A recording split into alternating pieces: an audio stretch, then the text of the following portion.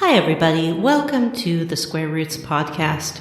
This week, John wrote the intro, so I'm going to go ahead and give what he wrote here a little read, and then he is going to read the one that I wrote.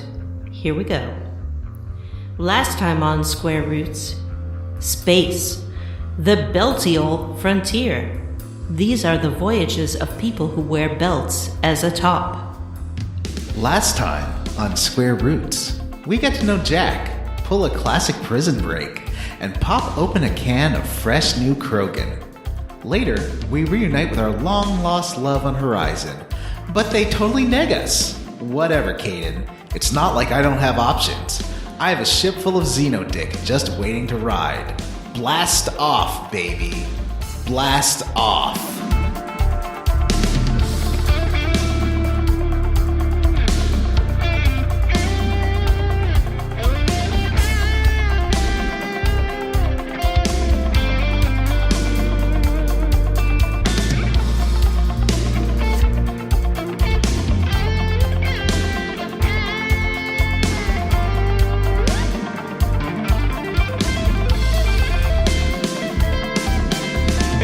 And welcome to Square Roots, the classic RPG podcast. My name is Jim Banks. I am joined by Matthew Van Zant. Hello, Jim. Hello, listeners.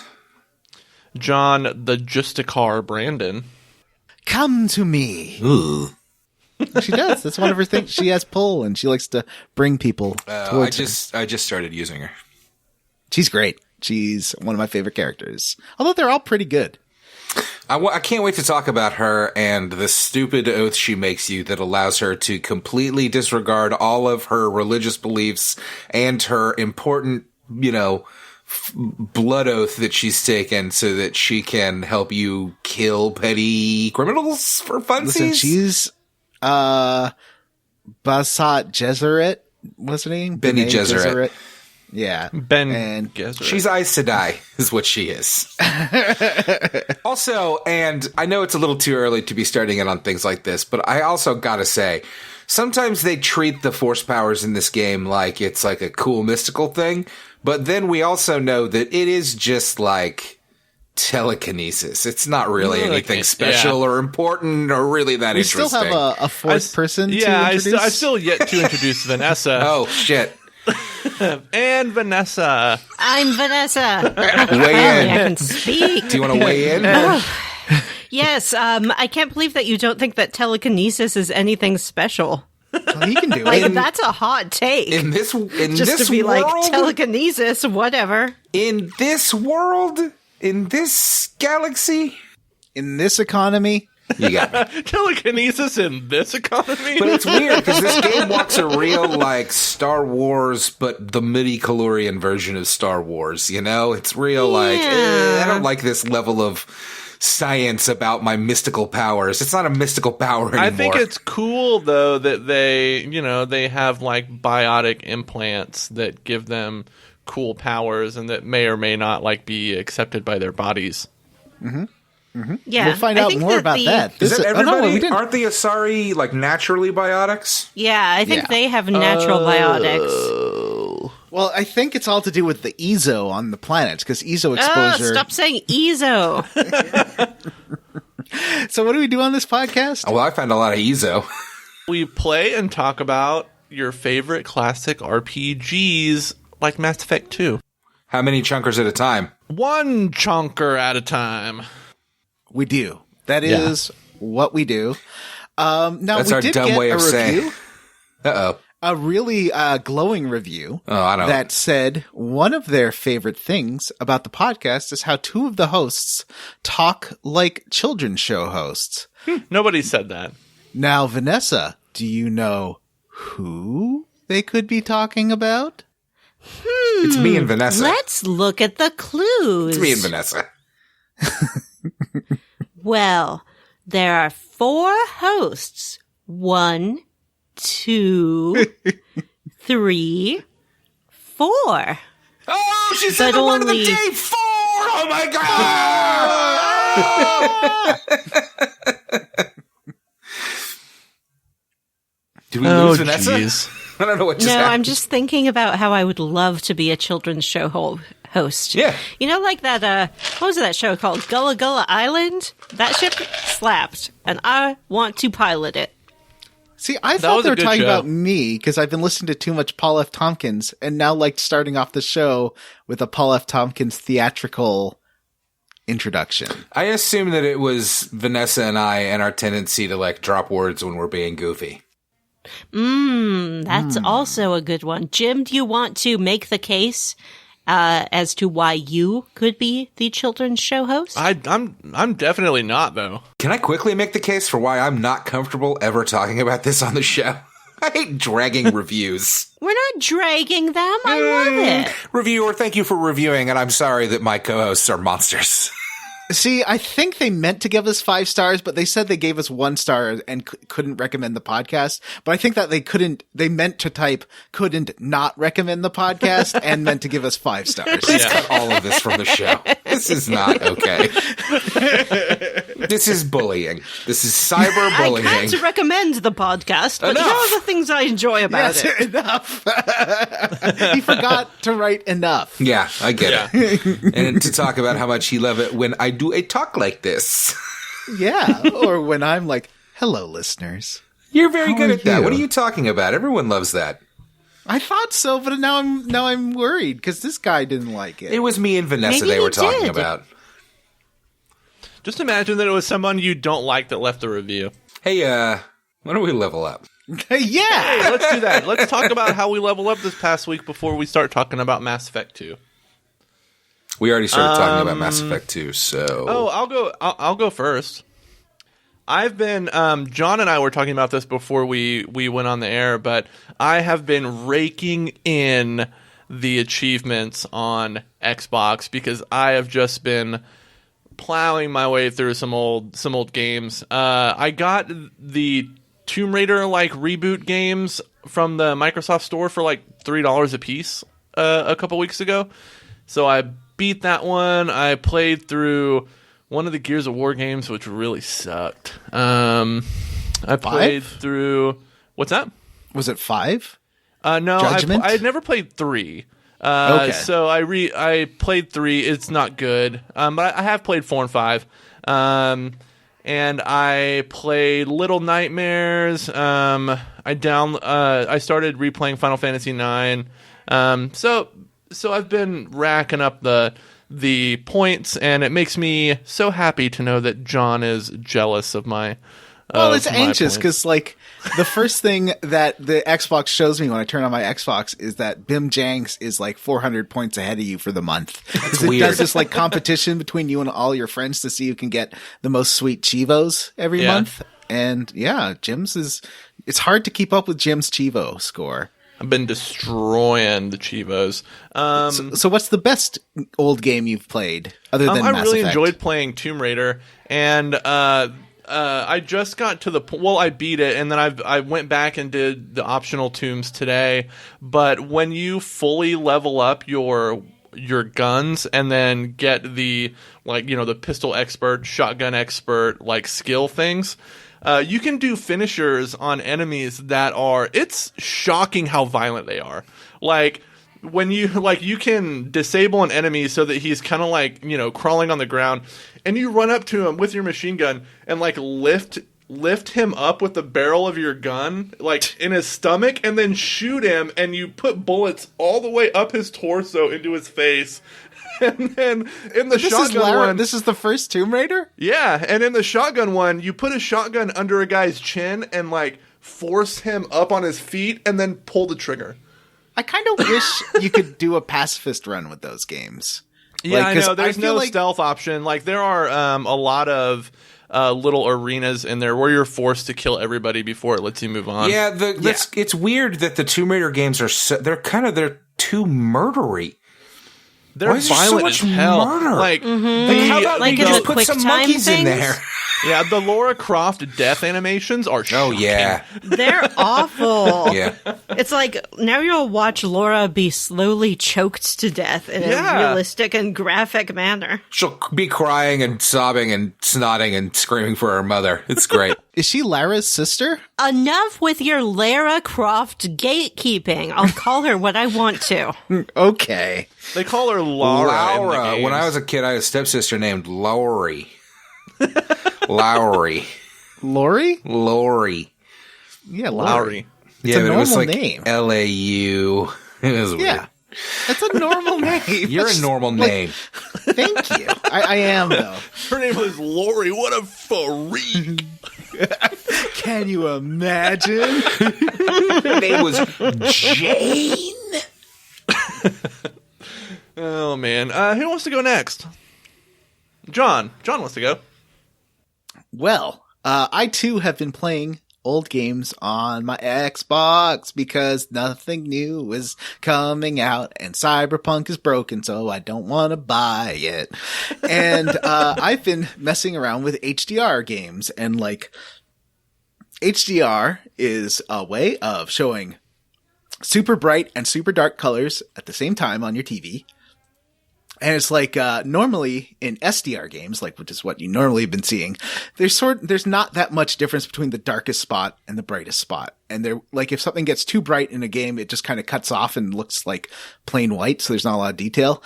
In HDR, it's like super bright stuff is super bright on your TV and super dark stuff is dark, but there's still detail. And you can have both because it's like localized. You can have both super bright and super dark on your TV at once. And it just looks more like the way your eye sees things.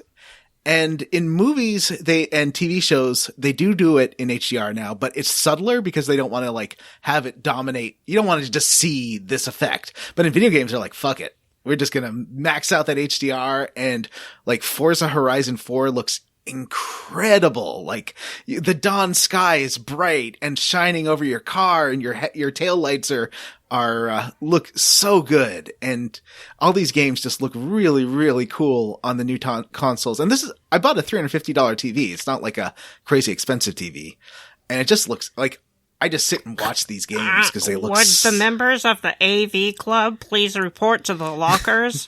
Again, the members of the AV Club, please report to the lockers. Can I just enjoy something? We're Vanessa? We're on an old video game podcast. An amateur old video game podcast, by the way. Self-funded for the most part podcast. That we've been doing for 5 years almost. I've been really, just really enjoying how stuff looks. There's actually some TV shows you can check out that use HDR, like, and sort of show it off. Like, Stranger Things season 3 starts off with a shot of an arcade where all the neon lights are like super bright and stuff. It looks really neat. I strongly recommend that. And also they, did a patch to Jedi Fallen Order, so that it now runs better on PS5 and Series S and Series X, and it looks crazy. It looks so good. I did read an article that said that is worth revisiting on the newer consoles. It looks like stunning. So is that a new I almost console thing, downloaded it the other day. HDR? It's on Game Pass. Actually, PS4 and Xbox One S can do it, like base PS4. Because I have a base PS4 and it still does it on some games. But it's only fairly, like, they went and patched it into older PS4s. And you have to make sure your TV has HDR, because it's like some of them do and some of them don't. You can have 4K and not have HDR. But to me, HDR is more impressive than the 4K. Like, it's so cool. How do I know if I have an HDR TV? You'd have to look at the box. Ooh, I don't know where the box is. Yuck. Google Or the find the Google the make and serial model. number. Yeah, you can you just have to find the Google your serial number, TV's but- model number. Yeah, you Google the model and find the manual. All right. I'm Find a going to go PDF take of a the look at the manual. TV. I'll be right back. Because even if you have it, sometimes you have to like enable it in the system menu before it works. Like, it took me a while to get it working on this, even on the PS4 and the Series X. So it's not like, it's not a power thing. Like, it doesn't require a lot of processing power to do it. It's just, you have to have the TV that can accept those signals and then use them. It says Sony. Just Google Sony. Yeah, You'll find Google Sony. Sony. Okay. Also, I started watching the first 2 episodes of Ted Lasso, and like Schitt's Creek, it's a show that is just really nice. Like, nice things happen, and it's very sweet. And I'm just, it's like a comfort food. It reminds me of like all those Love Actuallys and stuff, where it's just kind of a nice show to sit in, and everyone's British and being mean to Americans, which is pretty fun. But it's got like, the dynamic between the coach and his friend is so fun. And I love the owner of the football club, and that's really cool. Apparently it's based on some like Sportsnet character who existed before the show. I don't know anything about that though. I've heard other people say the same thing about this show, that it's just nice and pleasant. And I think they described it as like a Arthur for adults or something, like just something enjoyable to watch. He's just like a super nice person, and he just like believes in the best in people. And yeah, I don't know. It's just a nice show. It's on Peacock, right? It's on Apple Yeah. TV. What is that service called? Just Apple TV Plus? Yeah. Yeah. Oh, it's not on Peacock? No, it's Yeah, not. I thought it was maybe- It's on Peacock Apple. thing. Oh. Yeah. And I got a new phone this year, so it's free. So I was like, oh, I might as well watch some of the good shows on there. Isn't there one with Jennifer Aniston too? Yeah, they get a bunch of stuff. I don't know. And this show looks like it costs about $8 million an episode. It's like the budget is insane. They like obviously like you can tell when a show has too much money, but it looks good. Like it's a great looking show, but wow, that show has a budget. Anyway, Vanessa, how you level up? I watched a movie that could have been perfect. It was so close. Like, just one small change, and it would have been the perfect film. This movie, it starred Carl Urban, who Jim loves. Love Carl Urban. It starred Al Pacino, who I love.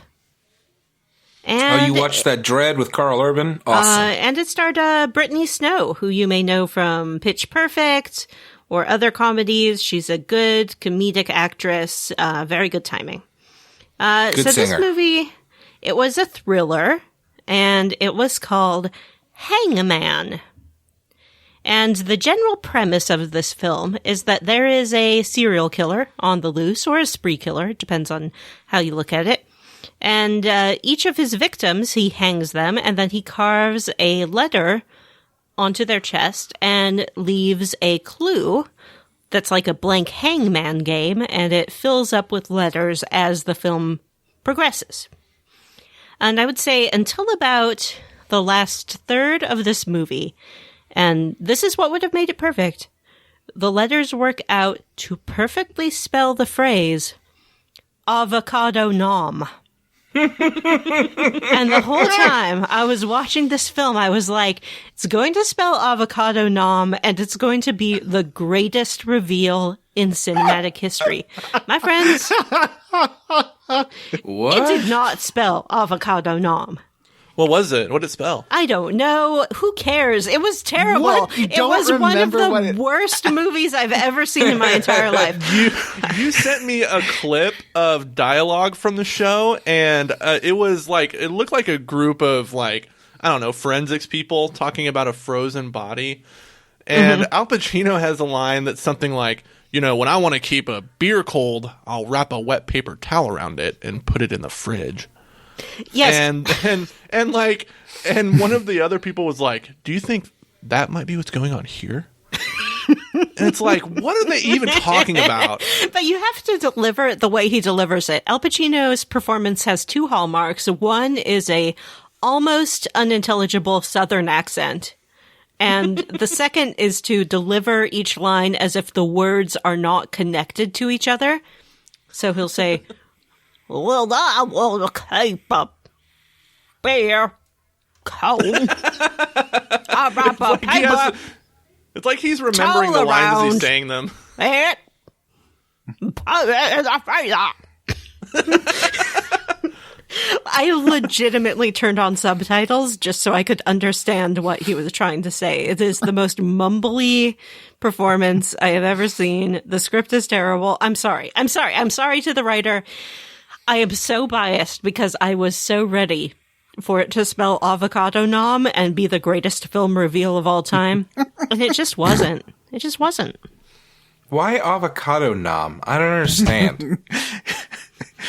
So Vanessa took the first few letters and she was trying to figure it out at home. And she's like, well, they've got, a V and a D and there's 3 O's.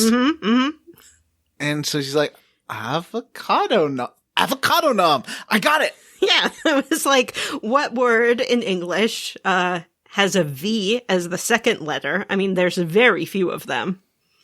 But obviously now you're going to tell us what it did spell and not just leave us hanging. She doesn't remember. I don't remember, and I am going to leave you hanging, just like the hangman left his victims hanging in the film Hangman, now streaming on Netflix. Probably don't watch it. Speaking of low hanging, I worked on a Al Pacino film many years ago, and his arms go down to his knees. It is terrifying. Oh, wait, hold on. The completed word in the film is evictionem, which is Latin for eviction.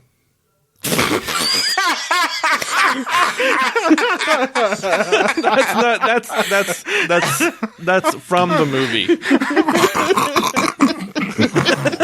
Oh my gosh, it was so bad. I guess since we're spoiling it, here we go, spoilers. So it turns out spoiler alert for Hangman from 2017. The motivation of this killer was that he saw his father hang himself when he was a boy because he got eviction notices. And then Al Pacino came as the cop and took him to children's care, but never checked up on him afterwards. Oh, terrible. And it's just awful. And then halfway through they realize, oh my god, Carl Urban's dead wife was also killed by this guy. And it makes Judge no Dredd? sense. Wait, he was killed by the landlord? Oh, No, that's who by killed the Billy hangman. Butcher's wife.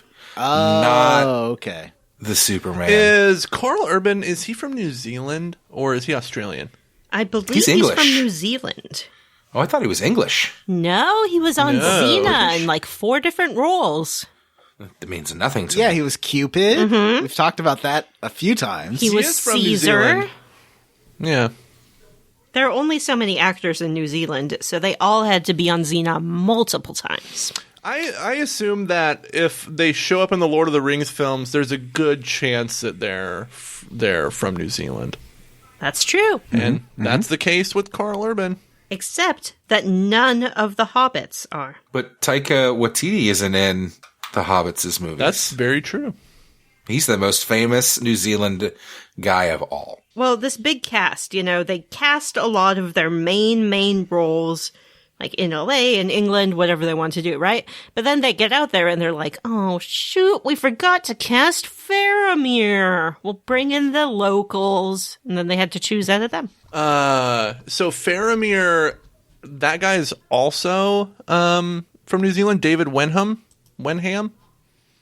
Oh, I David don't know. Wait, that's not Sean Bean? No, that's Boromir. There can't be 2 characters, one named Boromir and one named Faramir in the same movie. They're Just like brothers. Faramir. So the guy that played Faramir is from Australia. Well, that's pretty close. Wait, isn't there also a woman named Arwen and a woman named Orwin? There's Arwen and Eowyn. Eowyn, yeah, that's right.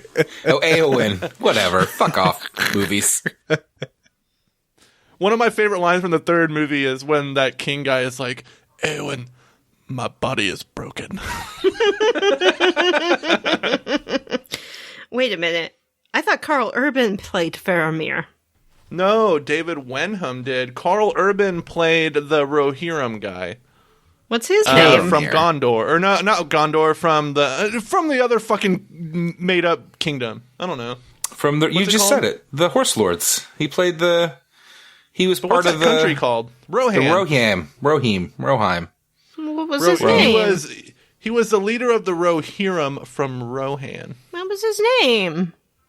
What? Google that shit. Hold on. I got it right at my fingertips. God, He I hope plays it's something Eomer. Eomir. Eomer. Right. Eomer, brother of Eowyn.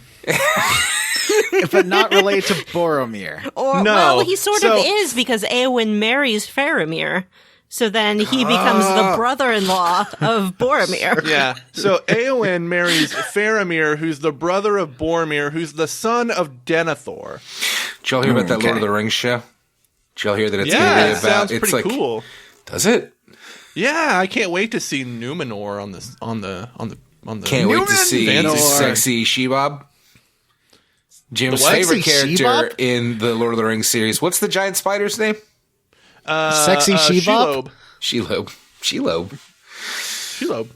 Sexy Of Shelob, course, like I'm in just Shadows excited of to see Mordor. Tom Bombadil. Oh, hell yeah. Give Tom me that Bombadil's Bombadil. not in the Silmarillion. Oh, is he could be. Why not? Yeah, he's like ancient. You know, one of I them feel like elves, he them must fancy be. elves, is named Nessa. Hey. Oh. Vanessa, do you want to toss the level up over to Matt? Well, I guess so. I mean, I had other things I could talk about, but I suppose I've gone on long enough. We're 30 Matt, minutes into this episode. how did you level up? What can I quickly talk about? What did I do this week? Oh, I got it. I started rewatching one of my favorite shows. Who wants to talk about Archer? I've heard of it. It's a cartoon. It's got a really great, like, Wild Wild West style intro that I love. Y'all know about Wild Wild West. I bet Vanessa knows about Wild Wild West. Well, sure. It's the Will Smith, Kevin Kline not that one. classic. Wiki Wiki No. Wow. Wiki Wow. No. Wiki Wiki No. Wow Wow West. Jim West. Jim West. Desperado. Well, whatever. I've been rewatching Archer, and it's still pretty good. It really holds up, I think. It was always really, it's problematic, but it was always problematic. It's a real edgelordy show, kinda. I think it gets better about it as it goes on, though.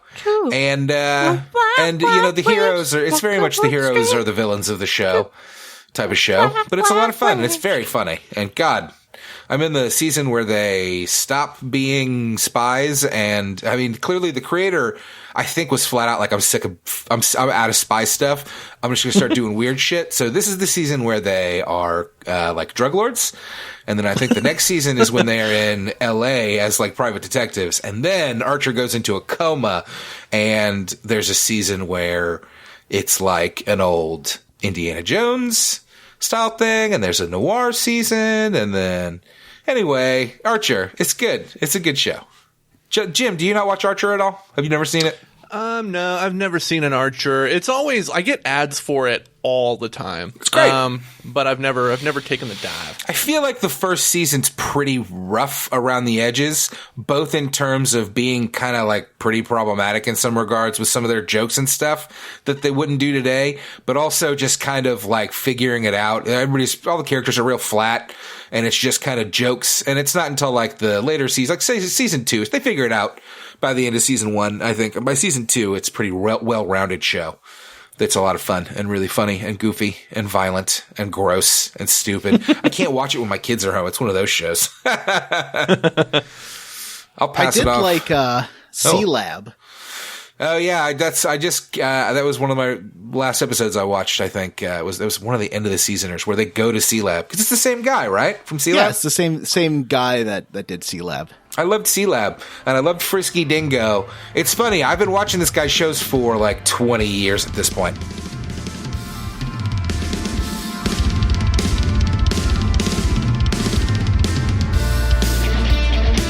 Hey, good news, by the way.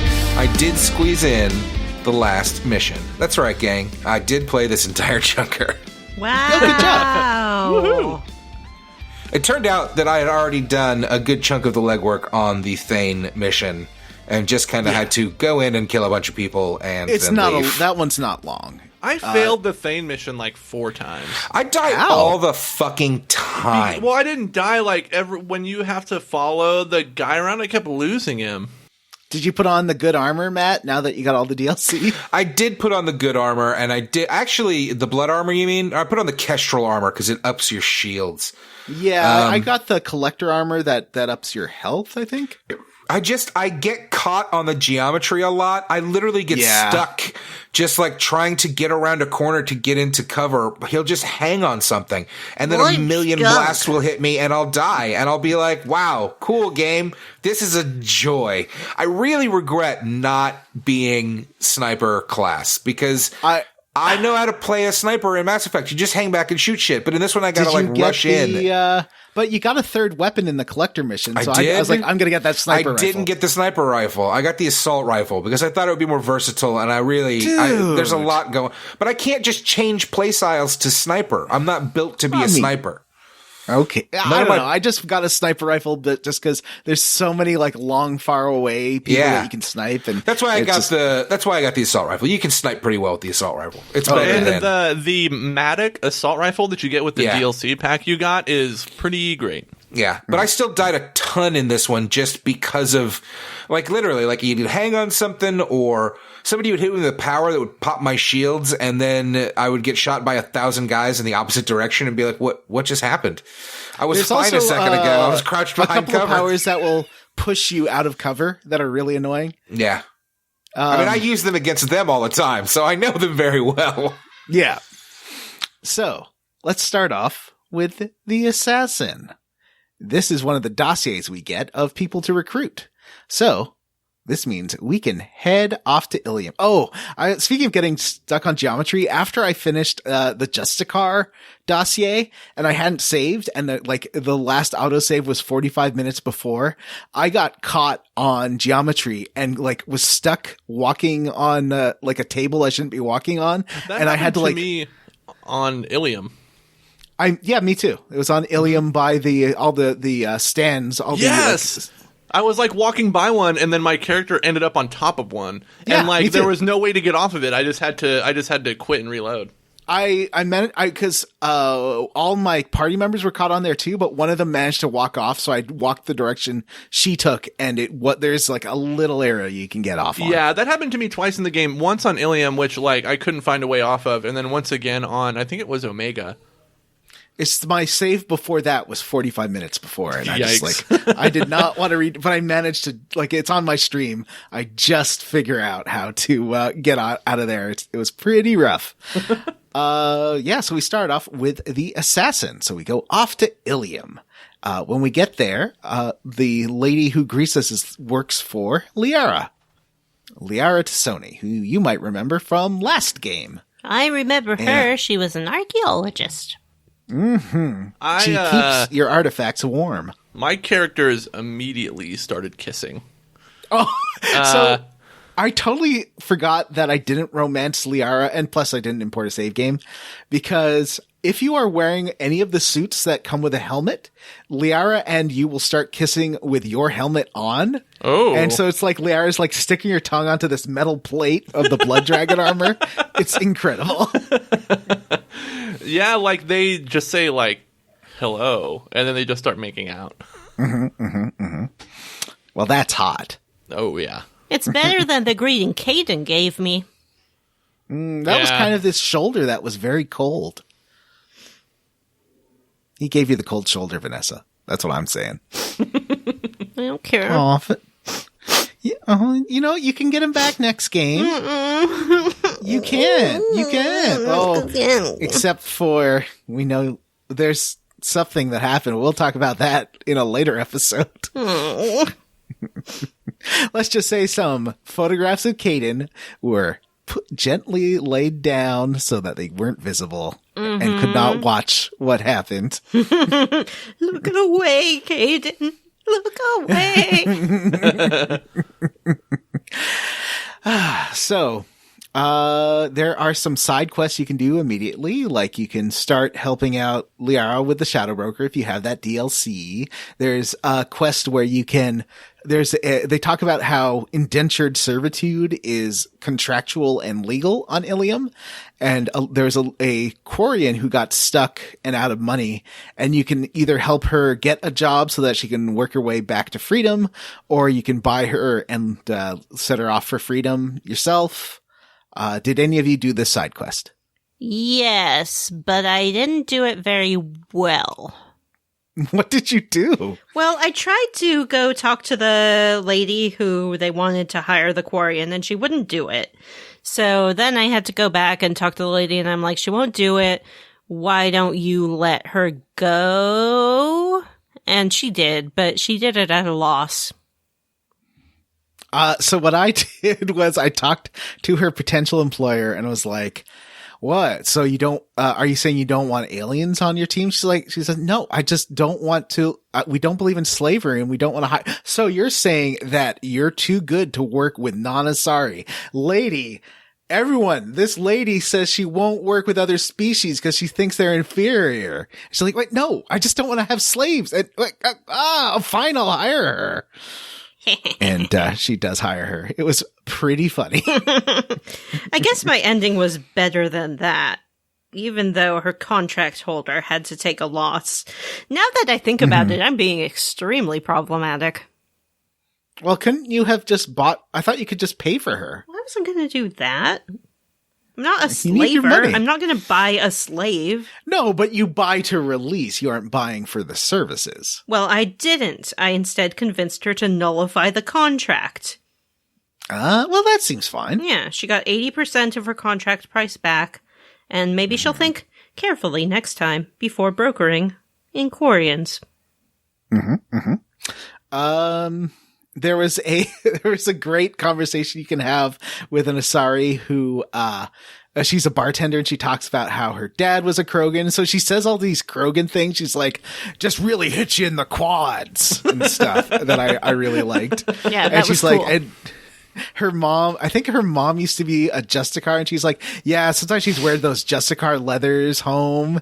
And then like, I'd have to sneak out of the house because that was super gross. Did you guys talk to the Asari Krogan couple?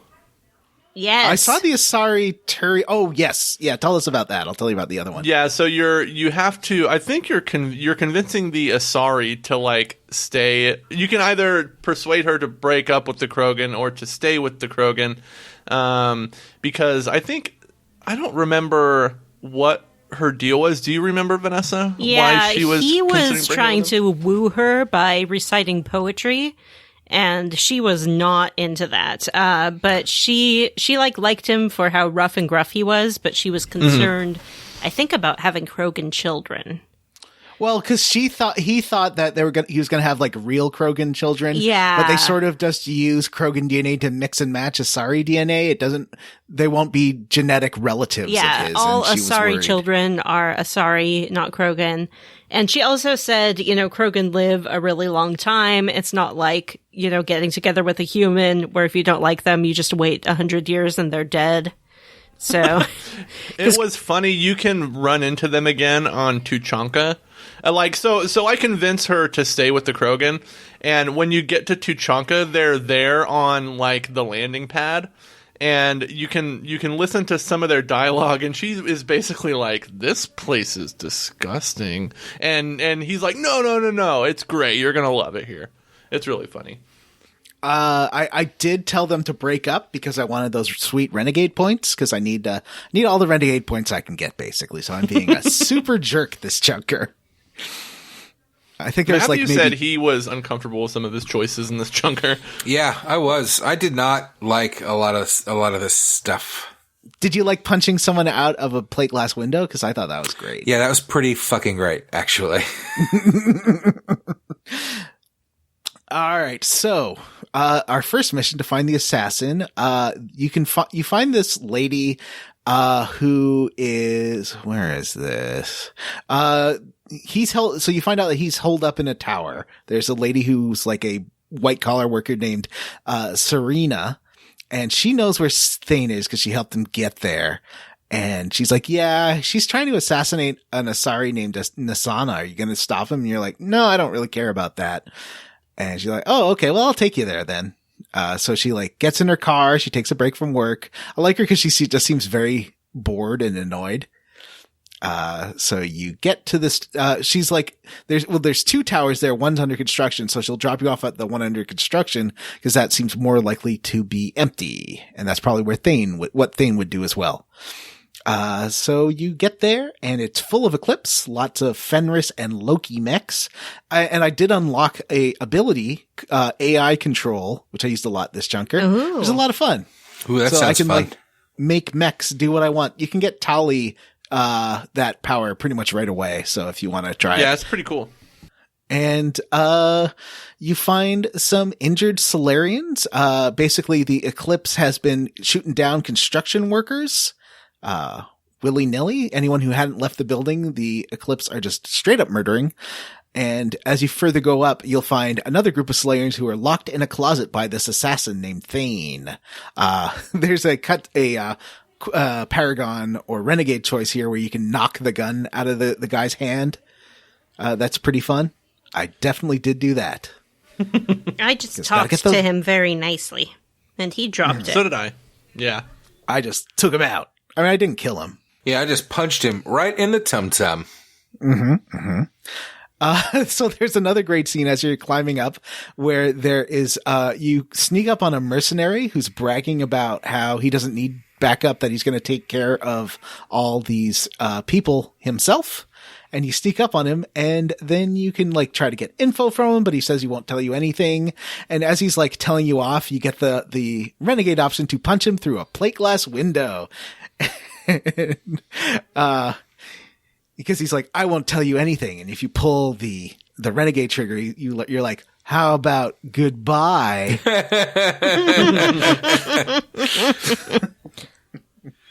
just talked to him very nicely. Did you get any info from him? Yeah, he told me some info, but it didn't help me. He's just like, there are enemies in the next room. I'm like, cool. Good info, buddy. Punched out a plate glass window. I should have. So there is, you can find some data for a Solarian, whose like family's being extorted. And you can give that back to him, which is useful. That's another little side quest here. And you do have to cross a bridge that is guarded by turrets. And these are a little bit annoying, but honestly, the game's pretty easy. I don't know. I didn't have a problem with this. Hey, don't say that. Use your I statements. We know that it's not very easy for all of us. So let's not make that person feel bad by talking about what a cakewalk this game is. I really mispicked my class here, and I feel very dumb about it. A lot of what I read was like, the Vanguard's really fun, but it's harder. And I was like, all right, well, I can deal with that. But instead, I'm doing a lot of, ugh. I feel like my shields pop in a minute, and then I'm dead. After you do so basically after you do the Vanguard rush, you can max out your skills. Yeah, I did that. Time slows down after the rush, and you just take out your shotgun. And you're like blam, blam, blam, and then you like get out of there. I'm just not a good shot with the shotgun, so I got that assault rifle, and that's been better for me because I do use the slam, and then I can zoom in, and with the time slow, you can shoot them a couple of times while they're flying backwards in the air. That's pretty fun. And it's pretty fucking great. And usually that's all you need. That'll put them down. So, yeah, that's pretty good. It seems like you can, when an enemy is in the air, they die like so quickly when you shoot them. Like their health just goes to nothing in like a few bullets. Yeah. Well, it's like using cryo ammo. Like it doesn't matter what they have; they just shatter. Yeah. Yeah, I've got my cryo thing that I can throw at them. That's a tech skill, and if they're already floating. So if someone else, a biotic, has pulled them and I use the freeze on them, they just die instantly. Pretty much. I'm a soldier and I equip the incendiary ammo on everything. And that's pretty useful. Nobody stands a chance. Yeah, that incendiary ammo is really good. I noticed that, we don't have her yet, I guess. We'll talk about that later. I maxed out one of her skills that now it's like a multi-person float, I think, or pull. I think that'll be fun. Yeah. Oh, I also, when I was talking about the games that I played through, I also played through Mass Effect 3. Ooh. What a dork. That's where you got all those sweet chivos. Yeah. Never finished Dragon Quest, though. Not yet. Not finished Dragon Quest. I only have a little bit left, right? I think that there's a lot of post-game content. But I feel like I kind of have lost my momentum on it as well. I needed a break. I needed a break from RPGs for a while. Yeah, let's never play one again. So I decided to watch Lara Croft get her head crushed by boulders. I I played like 5 hours of Burnout Paradise this week. It was so good. It's just a fun game to tool around in. Anyway, so you get past this bridge and you get to Nasana. And she's like, "Oh, are you here? Who paid you to come assassinate me?" And while you're talking to her, you do see a viewpoint from someone above her. Oh yeah, this is real obvious. First you hear like a kuthunk in the ceiling, and she's like, and everybody's like, "What was that?" But nobody looks up. Like, I'm playing a video game and I could tell it was from the ceiling. You didn't know it was from the ceiling? Thane does come down and murdifies everyone and then grabs Nasana, puts a gun to her tum-tum and goes blimbity blambity. Mm-hmm. There's nothing you can do about it. Blimmity blamity.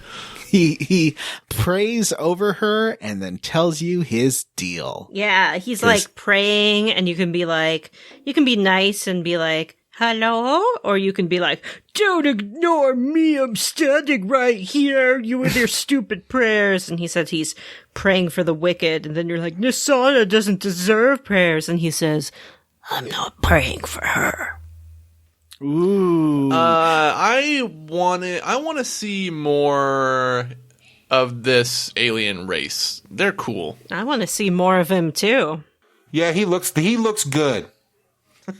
He's they look like the graphics on this guy is incredible. And he sounds like a Baldwin, and to the point where I was like, "Vanessa, isn't this a Baldwin?" Vanessa's like, "I don't think so." He does sound like a Baldwin. I think the alien races in this game look really good for the most part, and I think they do a great job with like the Krogan and this guy and the Asari.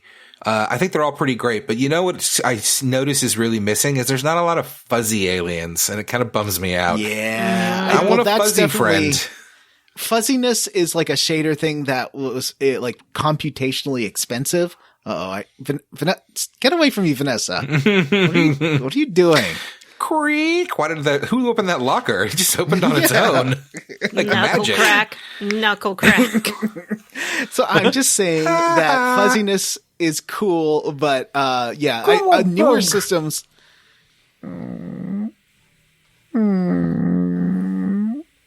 Thane looked like a sexy snake.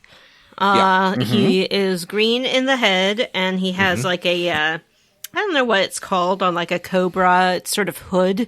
He doesn't have a hood, but he has patterning as if he has a hood and a snake belly. They look like scales. Yeah, he has scales.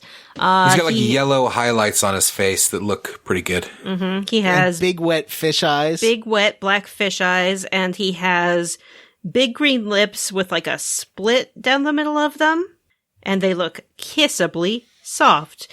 Snakes aren't slimy. That is a myth. It's true. And a rumor. They feel really nice to touch. They are smooth and interesting. I bet he is. Did you sex him? Not yet. Vanessa, Can you sex him? Did you sex Thane Krios? In answer of Jim's question, no. In Matt's question, yes. And in the unanswered question, the unasked question, I certainly will. Vanessa wants to do a Shape of Water with Thane. He's not a fish, he's a snake. Yeah, it's still kind of Shape Watery. It is kind of Shape of Watery. Yeah. So his penis comes outside of his inside, right? Okay. Well, I haven't found out yet. So he's looking for a good final contract, and I'll be his you final tell him, contract.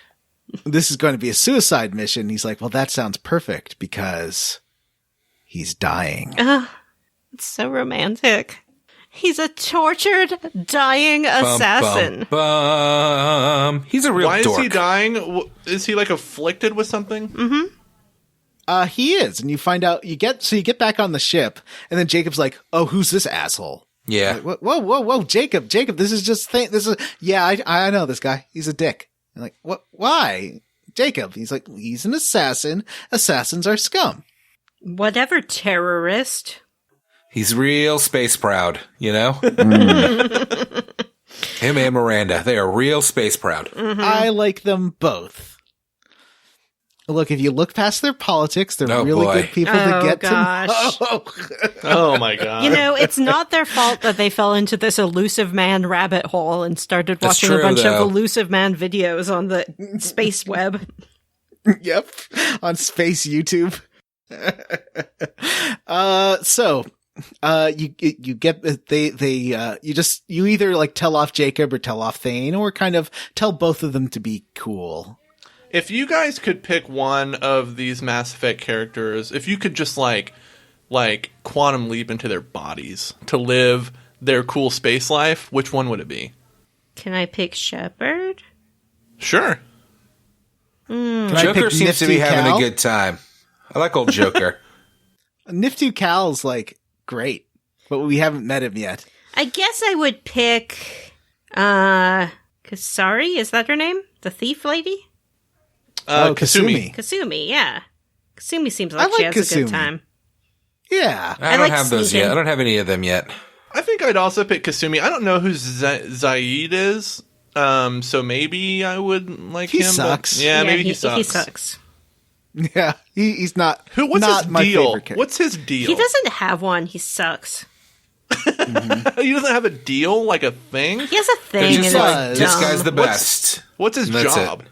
He's an assassin. He's not an assassin. He's a mercenary. He's a Boba Fett. Oh, he's a Boba Fett. Okay. Nobody likes a Boba Fett.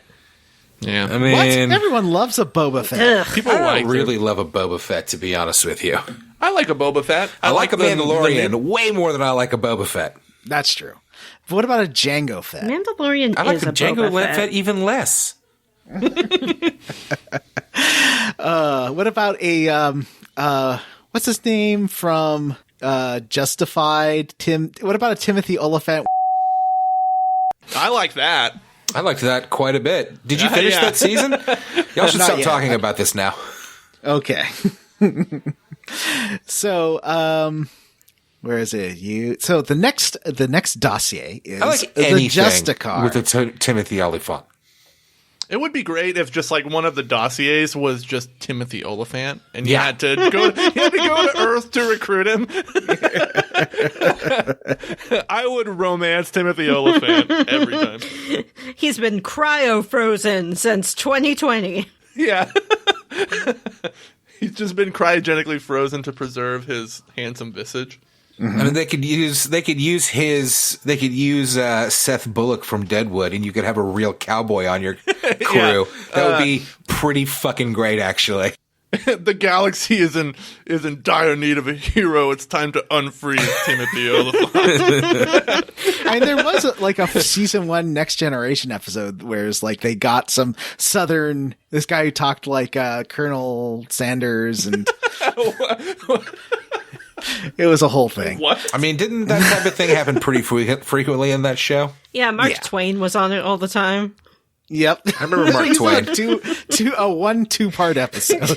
That's Mark a lot of Twain? Mark Twain. I would love to play a video game where you like time travel and sort of Bill and Ted yourself a crew with like a cowboy Oh, that would be great. and Yeah. I don't know, a Greek or something like that. I mean, not just a contemporary Greek, like an ancient Greek. Just go pick up a Greek person. Yeah. That would be super cool. And then one of them should totally be a celebrity from the 2000s. One of them's a Jersey Shore. A Snooki. Yeah. Oh, we got- God. One of your dossiers is just Snooki. Snooki has been cryogenically frozen, and we need her brand identity to fight against the collectors. We need you to assemble the most powerful influencers in history. Oh, my gosh. Can you imagine Leonardo how da obnoxious Vinci. a spaceship full of, like, TikTok influencers would be? Hi, everybody. I'm live from the Normandy. As you can see, we have the star view behind me. Wow, it looks really good and cool. And there's a rising window so you can close it for combat because the glass is actually not as thick as space armor. Now we're going to go up to navigation and see what's happening there. Oh, there's Kelly. What's up, Kelly? I'm just unboxing this M5 Phalanx. This week we're going to do the Shepherd's Toilet Challenge, where we try to take dumps in Shepherd's toilet without getting caught. I would fucking love it if this game had something like that. Please give these characters some sort of character that isn't George R. R. Martin, grimdark, everybody's angst and misery and pain. Because that's what this game really needs. I gotta be honest with you, playing this chunker, I kind of... this game kind of is worse to me now. I think I dislike it. Wow. It's because I'm playing this renegade faction, and I guess I could just quit doing that, and that would probably be the responsible thing to do. However you want to. I kind of hate how I'm playing this game. I hate Shepard. I hate like the choices that you make. But it's not just that. I don't really like it's hard to get into it. I don't really like the false equivalence of like fascist and, I don't know, member of an empire. Matt's offended at the anti-human first sentiment sprinkled throughout the game. No. Germany isn't a safe space for Matt. Playing this game as a renegade. I don't like Shepard, and I don't like playing as Shepard, and I kind of hope Shepard loses. Why don't you turn this into a redemption story where Shepard was a jerk, but then you saw the error of your ways and you started to do Paragon actions? What about if you don't like Bim Janks and you know exactly how to end this playthrough? We'll get into that in a few episodes.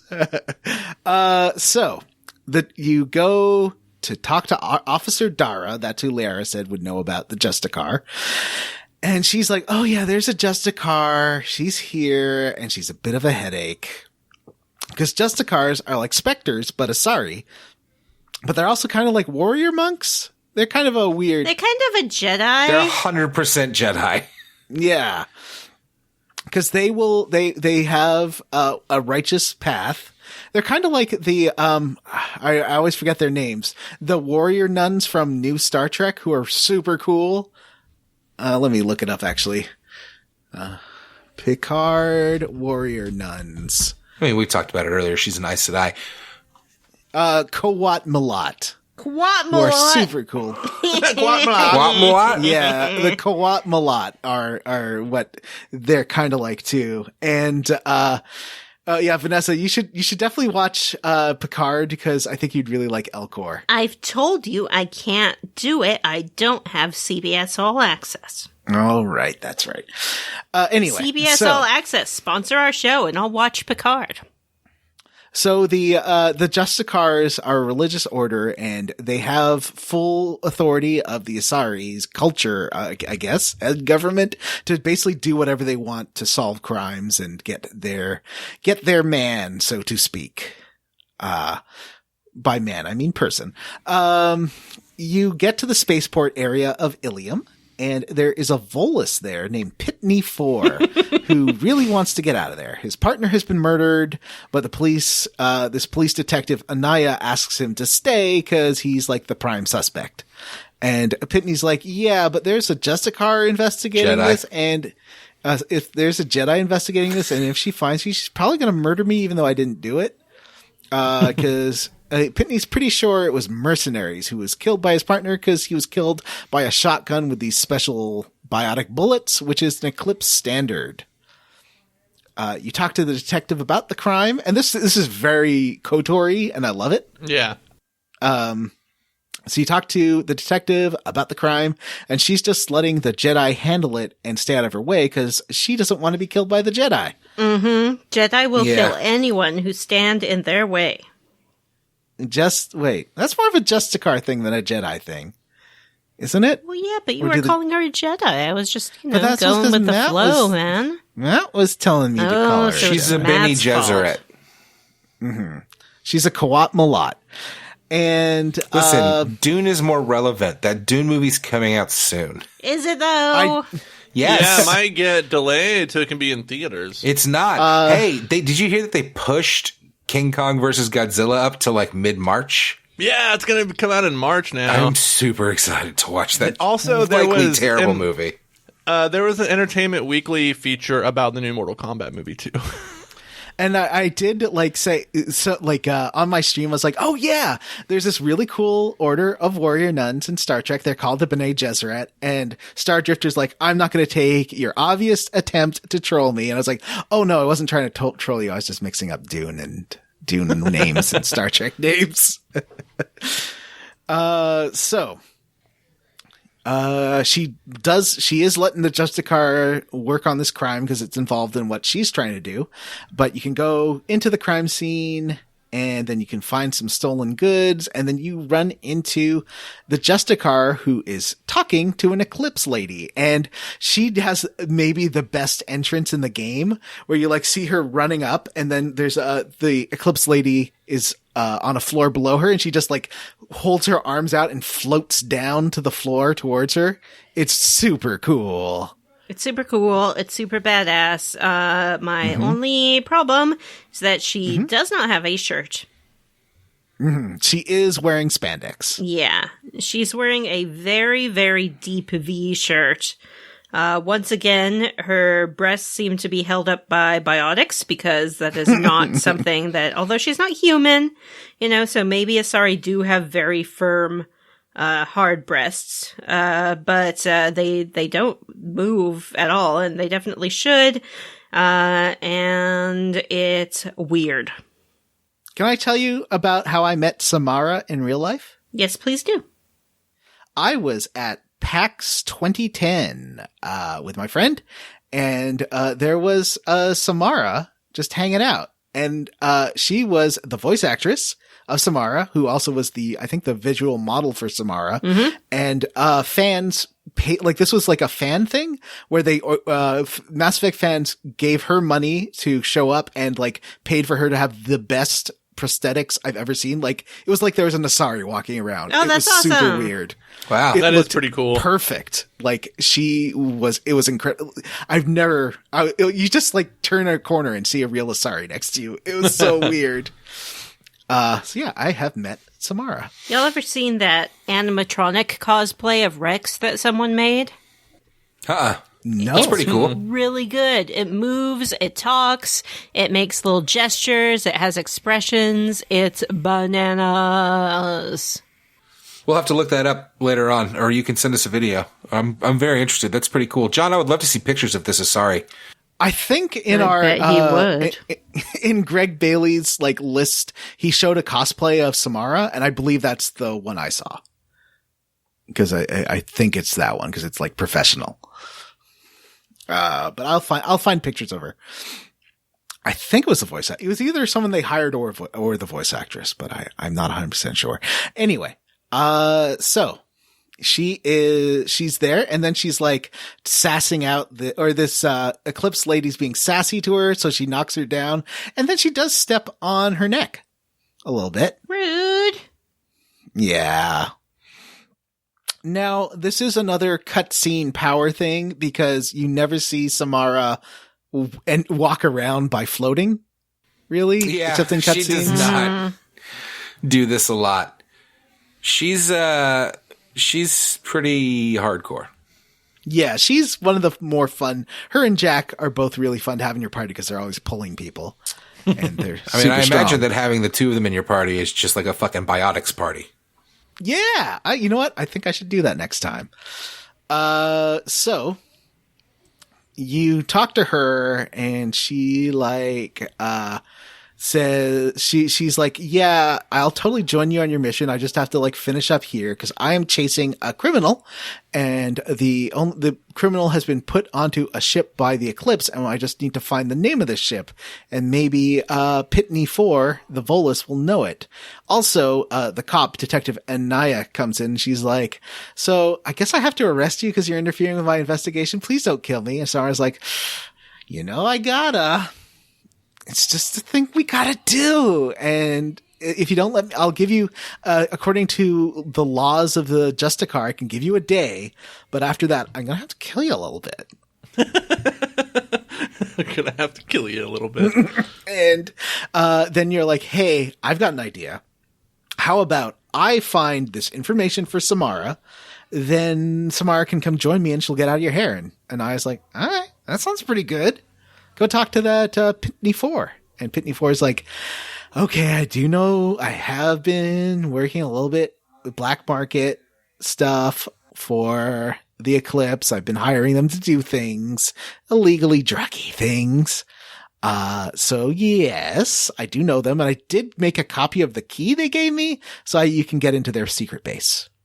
And that was really nice of him. He was being a bit of a naughty Volus. And you also, that stolen data you find, you can actually send back to the people who it belongs to, and then you'll meet Krogan later who thanks you for it. And I did that. Should there have been a Volus party member in the game? I will say yes. Yeah, Yep. especially like Nifty Cal would have been really fun. Yeah. I think. The biotic god. So, yeah, I think the game is kind of, the game kind of sells its concepts out by making basically only humanoid. I guess it's probably an animation thing. Like everyone's basically the same. Also, like all the levels are designed to be traversed by, a human-esque person. Yeah, so that's why you don't get Elcor or Hanar or Volus. But it would be I wish great you to see a Hanar with a machine gun. Mm-hmm. Yeah, did you hear I was on the Citadel, I think, and I heard ads for the Captain Blasto, the Hanar with the death wish. No. There's ads for a different one of his movies in all the Mass Effect games. That's great. Yeah.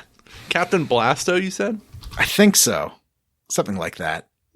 The Hanar cough, and he's like, I can't remember. Did I have 7 unchambered particle rounds in this rifle or 6?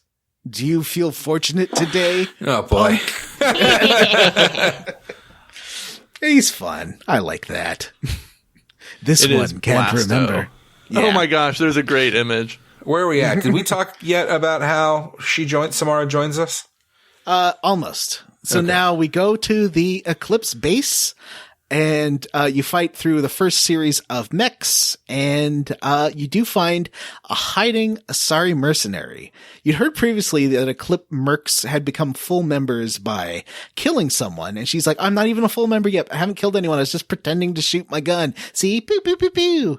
What did you do with her? Oh, that's right.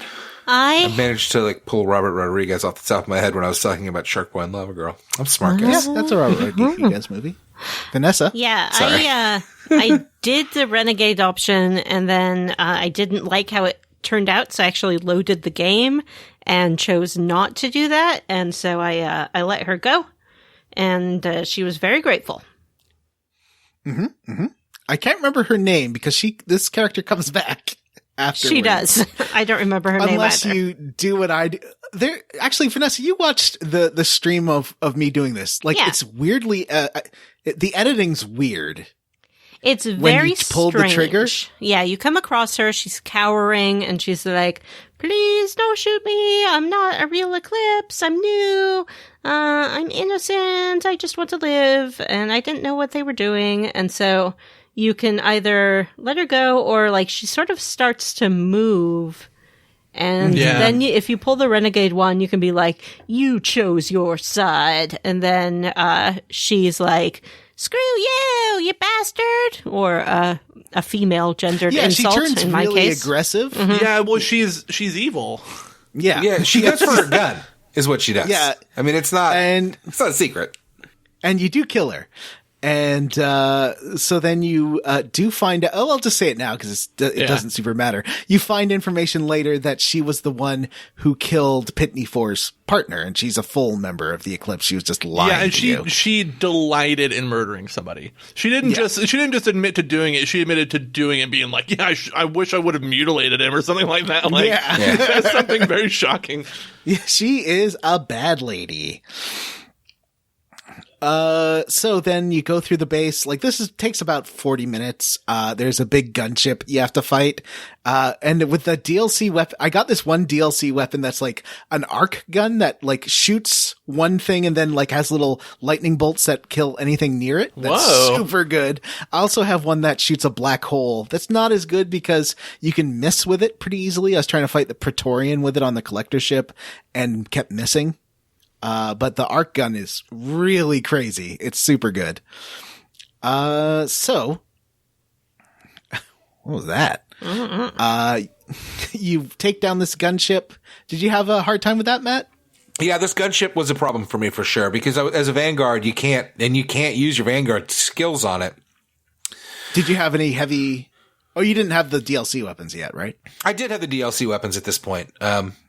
It just got like I said it earlier. You know, I don't want to keep harping on it, but definitely this thing did kill me like 2 or 3 times. Mostly because I got like hung up on corners and it would just fucking annihilate me as I was like stuck on a jagged edge of terrain or something. Like I don't know what it was, but it was really, really the frustrating. cover sometimes sticks you. The to cover like system is awful. Yeah, it's not good. And you have to use it. At least I have to use it because I have to use it my too. shields pop in a hot second. And then I am just fried. Still, Are you sure you're not playing on hard? Because that's what happens to me for sure. It's crazy.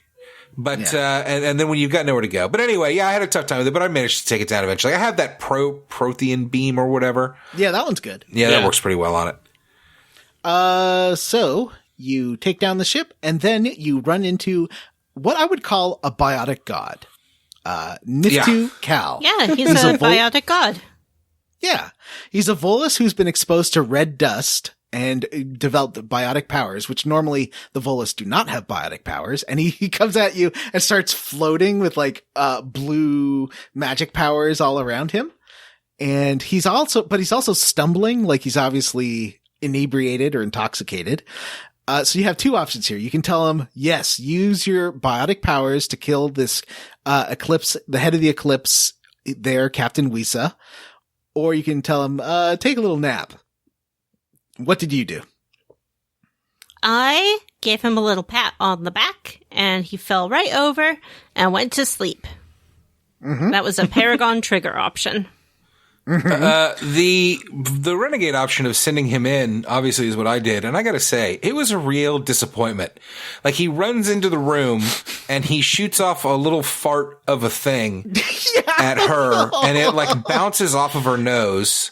And then she blasts him and kills him. But I want to say that it was like so clumsily like done that it just like looked stupid and terrible. And I was like, this is awful. I thought it was great. In a weird way, it kind of made me sad that this game, like, of all of the like super cool powered mutant people with their telepathy and shit have to be like hot Assyrians and, you know, whatever. And like, I really for a minute was like, why can't this guy be in my party? Why can't I have this tiny little fart of a man just poofing his magic all over the place? How great would that be? It would be. I think that would make the game legitimately better to have Elcor and Hanar and Volus. I really do as well. I think not just that, but I think that this game is, I don't know if it's just a product of its time, but it's just everything's so fucking edgelordy. Everything has to be like a fucking rape village or a goddamn murder factory or a child killing factory. Like it's crazy how dark everything in this game is. I would just absolutely love to have a furry buddy that I could hang out with. Yeah. This game needs a Chewbacca. Who's the guy on the ship in Jedi Fallen Order? The really fun one? What is his name? That guy was cool. No. He was a lot of fun. The guy that was like the guy that ran the ship with the 4 arms? Yeah, the pilot. Ugh. No, I don't want like a gruff old man around. I want like a fun, cute, furry friend, murder friend that murders. Like an Ewok? No, like Chewbacca. What about an Ewok? Ugh. You can have an Ewok. Why would I want half a Chewbacca? In Knights of the Old Republic, and it's pretty great. Oh, Grease. His name is Grease. Grease. Yeah. This Another game Bioware needs game. I talked about it a little bit last time too. I just want to, like, I just don't think the game's like very well written. Like, it's just very, like, one tone of, like, fucking terribleness. And, like... But I thought Nifty Cow... I really like the whole Nifty Cow thing. I It's thought so- the cutscene...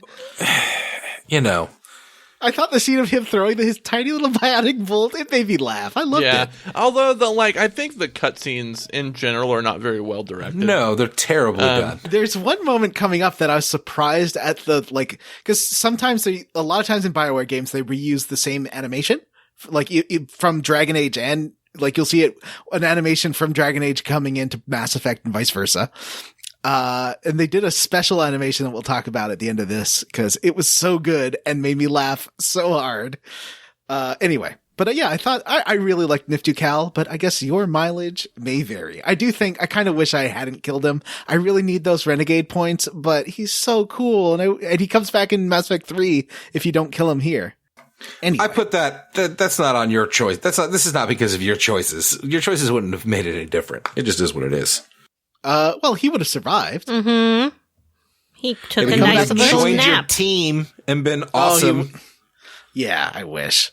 Just want to hang out with my best friend. So either way, you gotta fight Captain Wisa. She is the leader of the Eclipse here. And she's a pretty powerful biotic. So this can be a tough fight, depending on if you get, like, cornered by her. Yeah.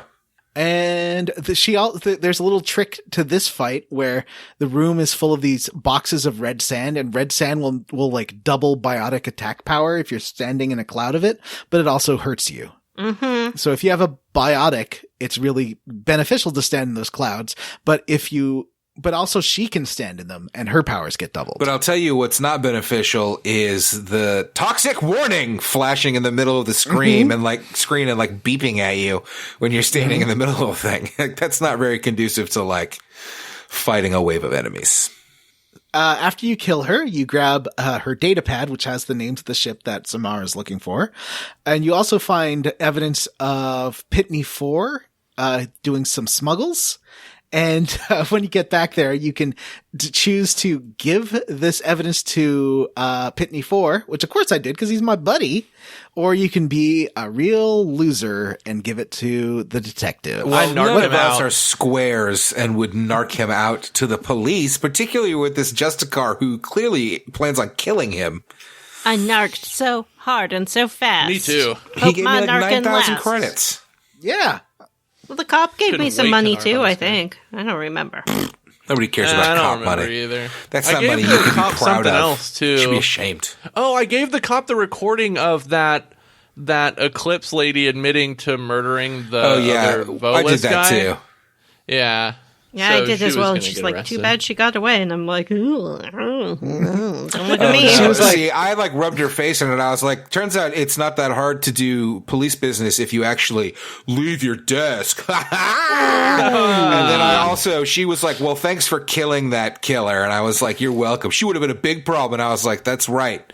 That's street justice here in Mass Effect on this random planet, which, by the way, has anybody else noticed that every planet you go to, when there's a planet mission, you get in like a red Ferrari looking flying car to fly to your mission every single time? Well, it's because the older Normandy was much smaller and could land on planets. Nope, I'm not talking about the shuttle. I'm talking about when you're in a city like Ilium and you go to like a location to like where the Justicar is or where the assassin is. Those cars are rad. Yeah, you fly in these like hot rod red flying cars. But it's the same car every time. Yes, it definitely is, and it's great. So you tell Samara the job is done. You got the name of the ship, and she's like, "Great, I will join you on your ship." And everyone's happy and on their way. Here we go. Here we go. Also, got lots of XP and lots of. Can we take a minute to talk about the upgrades on the ship? And can somebody tell me what all that stuff does? You'll find out eventually. Yeah. I'm not talking about the loyalty mission upgrades, Jim. No, but Jim's right. I just do them all, basically. I am. They stop a bad thing from happening later in the game. Yeah. And losing a lot of your crew. Yeah, I'm going to do all the loyalty missions. As much as I could begin complaining about it, this game is very fun. Yeah, I like it. fun to And play. Boy, did I mine a lot of planets. Boy, do I love mining planets. I do feel bad about mining planets on my stream because people are just like, oh, Yeah, although that's not Vanessa fun. You found, shouldn't stream that. Vanessa found a great Easter egg. I sure did. If you fly to the local cluster, that's the cluster of planets that we live in. Sometimes we call it Sol. You can visit the planet of Uranus. And if you launch some probes at it, you get some special dialogue. From Edie. Yeah, I bet that's great. It is. I liked it. I don't know. She's like, oh, really, Shepard? Probing Also, her Uranus. name is not Edie, it's Vagini, okay? Wah, wah, wah, wah, wah, wah, wah. Does nobody else see it? I can't unsee it. What are you talking about? What? I think he's talking about like the virtual ED interface. Yes. When the voice modulates, it Yes. does this. What does it look like, Jim? I've never seen a vagina do that. Then you're doing something wrong, my friend. Oh! Jacob is super nice to Samara and shows her to the observation room because she wants to have a nice view of the stars. If you go there, if you go and ask Edie about the room, Edie's like, yes, this is an observation room. And you're like, isn't this a security risk? And she's like, well, you know, the elusive man thought that you might have this objection. However, this is double ablative glass and shields come down if there's combat and the room is depressurized. So get over yourself. And, you can talk to Samara there.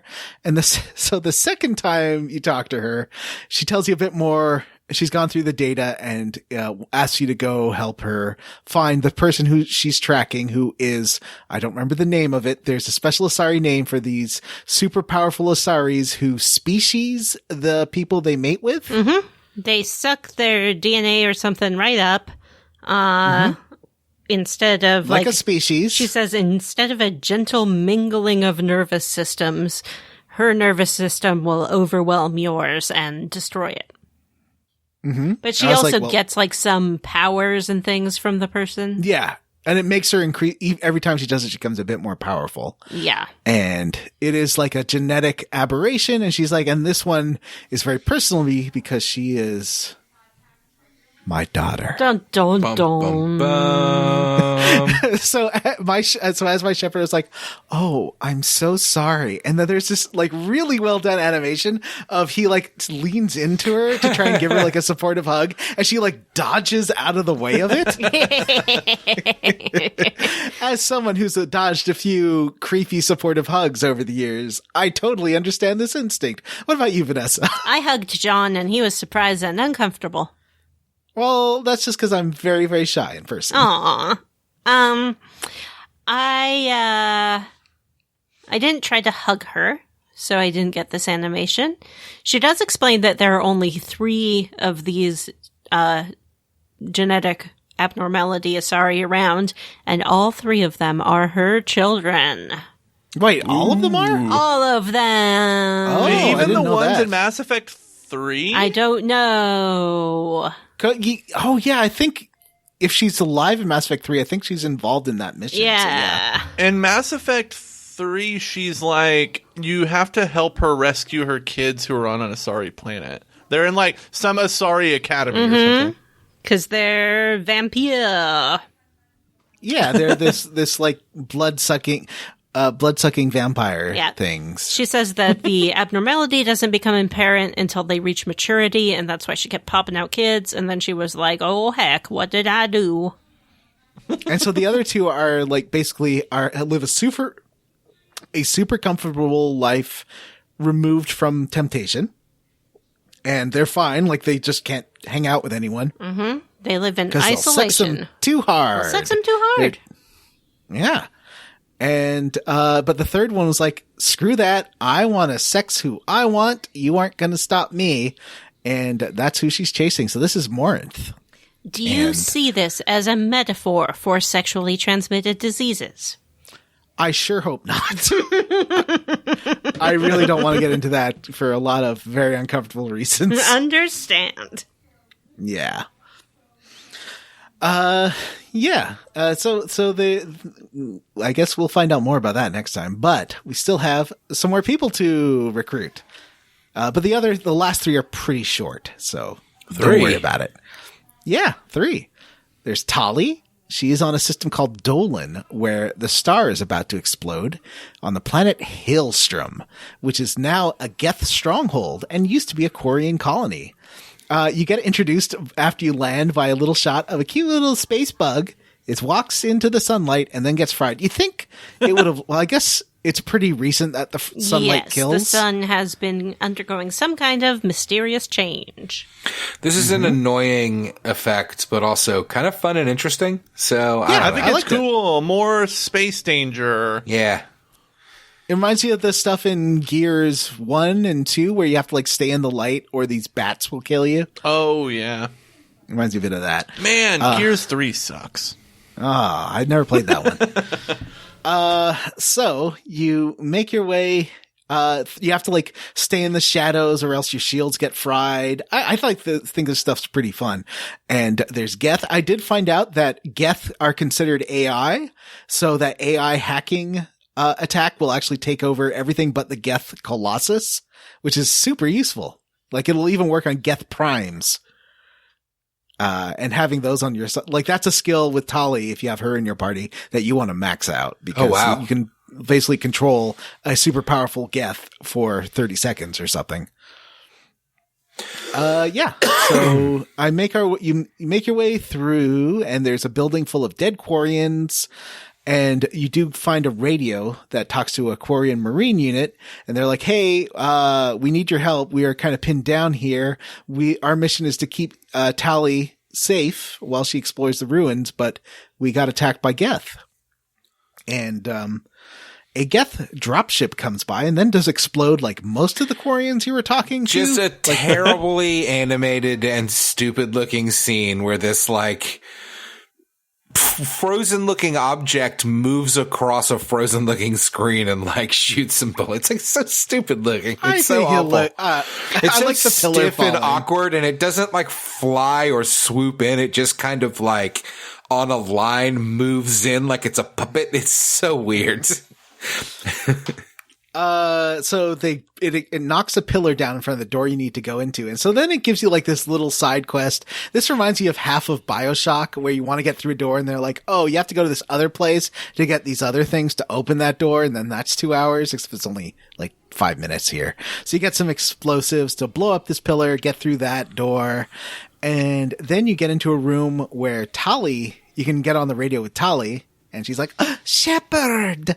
Oh, don't be ridiculous. Get out of the city. You're here. And you do say hi to Tali. And Cousin she's like, Tali? Yeah, Cousin Tali. And, she's like, oh, Cousin Shepard, get over here. You have color holograms? And as you get out, you find there's a wounded Marine, the last of the Quarian Marines, named Cal Rieger, who you can either say, hey, stay in cover, don't fire rockets, to help him because he's super injured. Or you can be like, nah, she's your rockets, buddy. I chose not to even ask about his injury. Like, he kept bringing up his punctured suit, and I was just like, no time for that. He's like, well, I guess I could sacrifice myself to make fighting this Geth Colossus easier. And I was like, good plan. And then you fight the Geth Colossus, you beat it, and he comes walking up like, hey guys, I'm fine. What the fuck, man? I sent you to your death. Yeah. If you don't talk to him, then he dies. But if you do talk to him, he lives through this encounter either way. Oh, that's funny. You might as well have him launch missiles at the Geth Colossus because that thing, do you remember these from Mass Effect 1? Mm-hmm. Like, he used to fight them all the time. Yeah, but with the Mako. Yeah, that's true. Because one-on-one, they are pretty huge and powerful. Like, they look even bigger in this game. I feel like I would like the Mako more. The environments in this game are so repetitive. Like, how many cargo crate container littered battlefields can there possibly be in the universe? Less than there are in this game, for sure. Isn't there a bit in this game where you're driving something?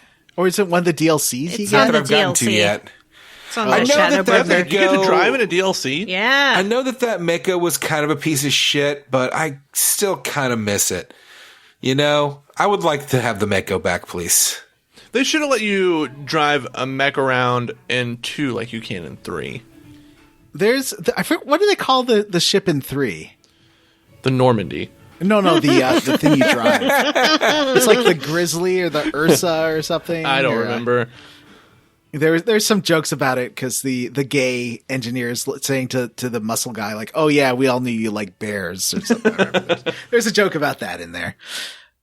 So, it's actually, I think this is a pretty neat fight because he's distracting the Colossus with rockets. So then you can like sneak up behind it and, use your heavy weapons or whatever to blow it up. I really like this fight. So that was a lot of fun. You get in there and Cal Rieger comes in all wounded and Tally's like, "Oh, Cal, you're fine. Oh, don't be ridiculous. Look at you, not hardly wounded." And she got the info she needs and you can all go home safe and sound. Although Tally isn't super comfortable working with Cerberus, you're like, "You won't be working for Cerberus. You'll be working for me." She's like, and the fleet says it's okay. So she goes and joins Cerberus. I meant to bring this up earlier, but I'll bring it up now. When Samara joins the team and she like pledges herself to Shepard and specifically has to say like, "Your morals are my morals." That was In weird. service of this terrible morality system that this game has, that's awful. And by the way, just so that they can have you have an excuse to have this character in your party who would never watch you do the things you're gonna do. It's really fucking awful. I have to tell you, it's bad. When she takes, because there's like a special alien name for the pledge she's making. Yes. And when she does it, The like her third eyes glow. something. Yes. She gets all powered up with the blue power that they get because to them, the magic power she has is holy and not something that you can just jam into somebody's brain with a computer chip. Mm-hmm. See, that's what I'm saying. It wants to have the magic stuff both ways, and it does not work, in my opinion. Oh, there's a episode in one character in season 3 of Discovery where it's like, "Oh no, it's science, but it's totally like Captain Planet bullshit, and it sucks." You'll see it when you get there. Yeah, one of these Involved days. the worst episode of the season. I do hate Captain say- Planet. You don't like Captain Planet? Rude. I hated Captain Planet.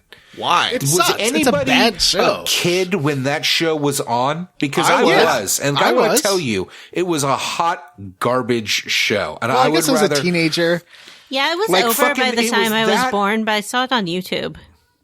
I feel like it was that or like X-Men or Batman or like Teenage Mutant Ninja Turtles. It was that terrible show or some of the best shows of a generation. Like, I remember, liking your the Captain parents- Planet show only because when Captain Planet finally did show up, it was pretty cool. We're the Planeteers. You can be one too. Because saving Protecting our our planet is the thing to do. Looting and Looting polluting is not the way. Here's Hear what Captain Planet has to say. The I didn't realize this was gonna go on so long. is yours. You know what else was a terrible show? That Pirates of Darkwater. That show should have been That so show's good. It was such a great premise. And it was weird. terrible. It was such a bad show. I've never even heard of that. Oh, it had toys and everything. I remember it. And it It was, was like... very strange, and it tried to be like a serial show, so it was. Yeah. It felt somehow more adult than other cartoons of the time. It did try to be like a serial show, but it was like, but every episode was the same. It was just like that kid and his dumb monkey would do something stupid. The end. It was the worst Do you remember show. that season 3 of Reboot where like the little kid from the first 2 seasons was an adult looking for Bob who disappeared? Yeah. And like it was really dark and Reboot was serialized. awesome.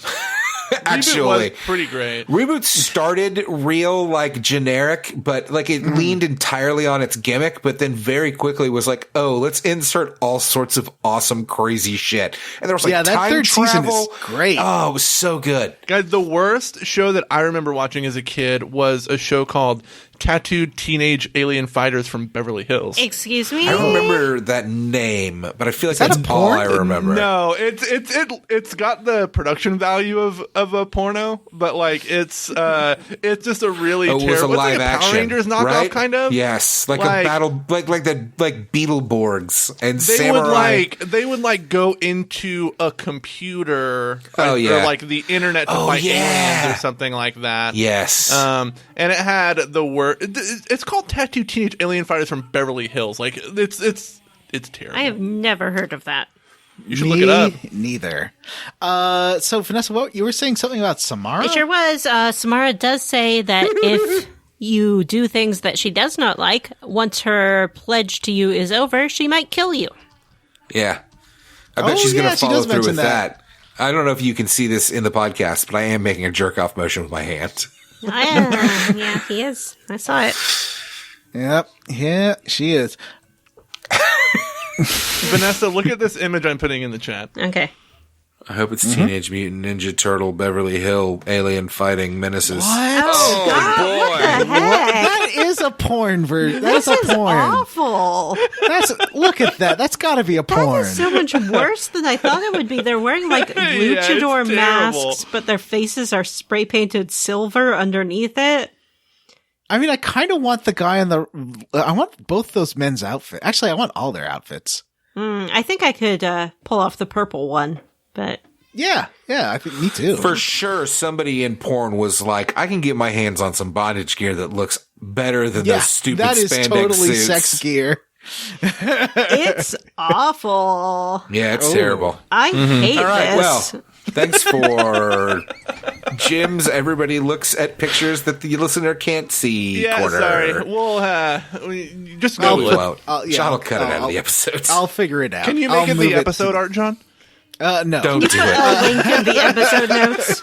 We would get rejected by Apple in a We minute. can do a bonus episode later this year about watching this. I don't want to So, watch it. Oh no. So that's the end of that little arc there. Oh, well, actually, no, that's not true. So Tally says she'll work with you because she likes you and because the fleet lets her work with you.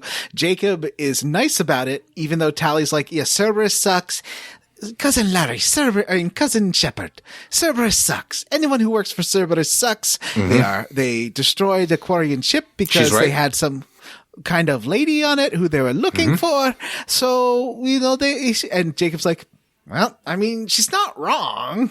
It's like, yeah, So- we did destroy this ship. All right. So there's two other people I did recruit. One is the Thief. This is a DLC for Kasumi. And if you go to this is a pretty fun recruiting thing. You just go to the Citadel and say the secret code to an ad that's Kasumi talking.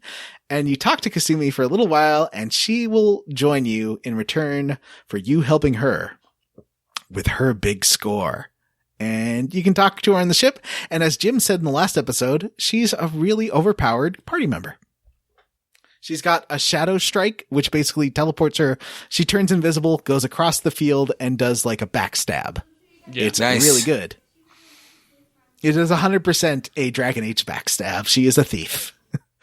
And the other recruitable is the Veteran, and this is Zaid. If you go to Omega, you find him beating the crap out of a Batarian, and he's like, okay, I'll join you, but there is, I don't know if the Elusive Man told you, there's a score I get to settle in return for you hiring me. And you're like, I guess, okay. He just looks like a very angry Englishman. Yeah, he's got like a scar face. Mm-hmm. He got one of those dead eyes. Mm-hmm. All right, let's talk And- about the collector ship and get the fuck out of here. Okay, so the illiterate man calls, and he says that he has a hot tip about a deactivated collector ship the Turians have disabled. And this isn't a choice. This doesn't show up on the map. As soon as he calls and you take the call, you have to go. So you get onto the ship and you find this is the ship that attacked Horizon, and all the humans aboard are dead. They're in the pods, but the pods have run out of power.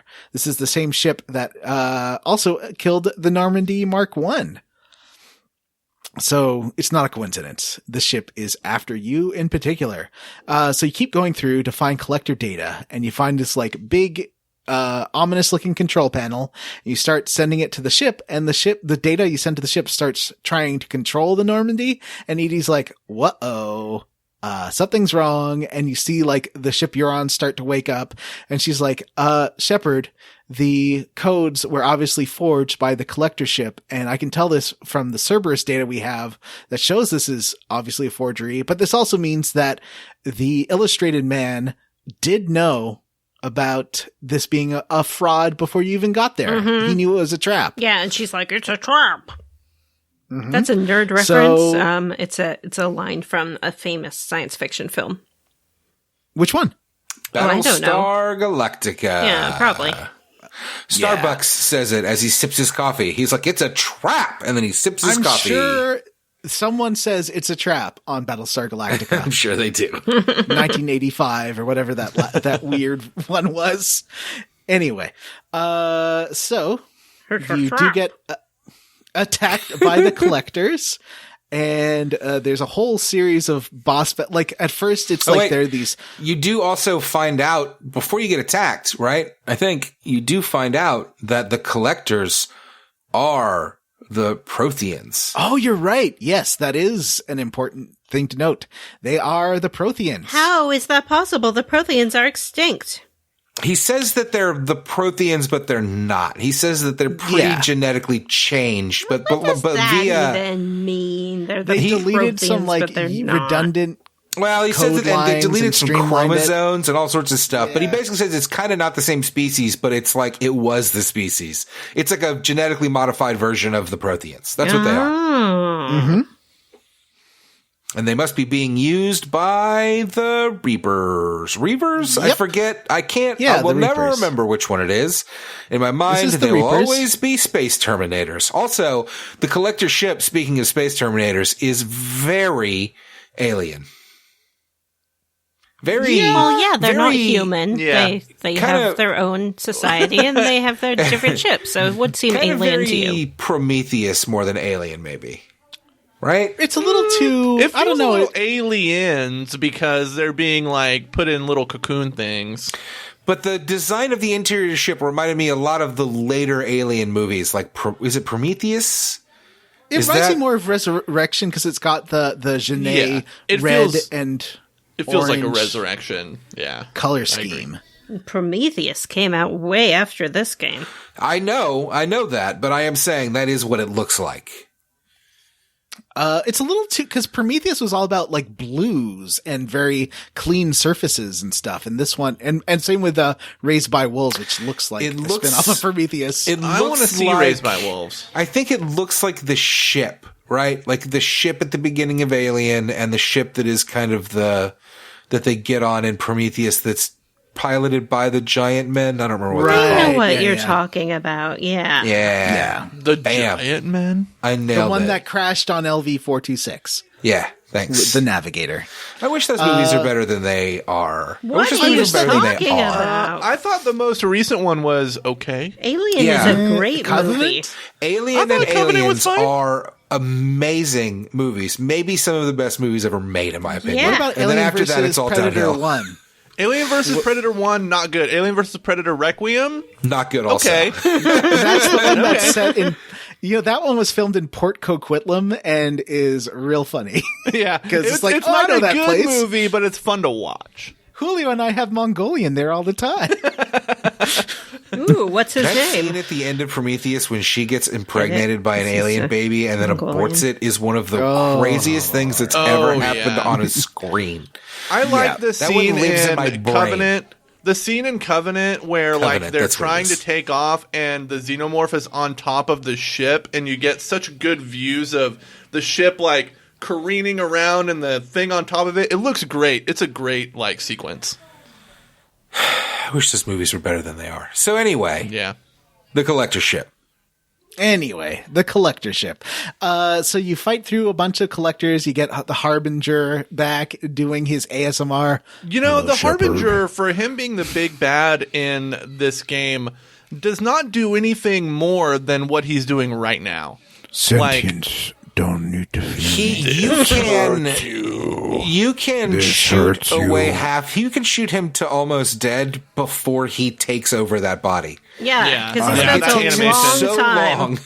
Yeah, I like that they didn't give him any, like, there's no, like, iframes there. Like, you can just start whittling his health around. Shepard, I'm going to take this plastic bottle and tap on it for a little while. Yeah, his voice actor also is real boring. He also says a Star Wars line here at some point that now I can't remember, but definitely made me groan.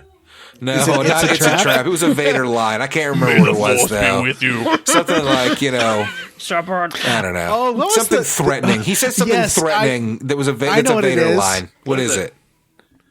It's your genetic destiny. No. That's not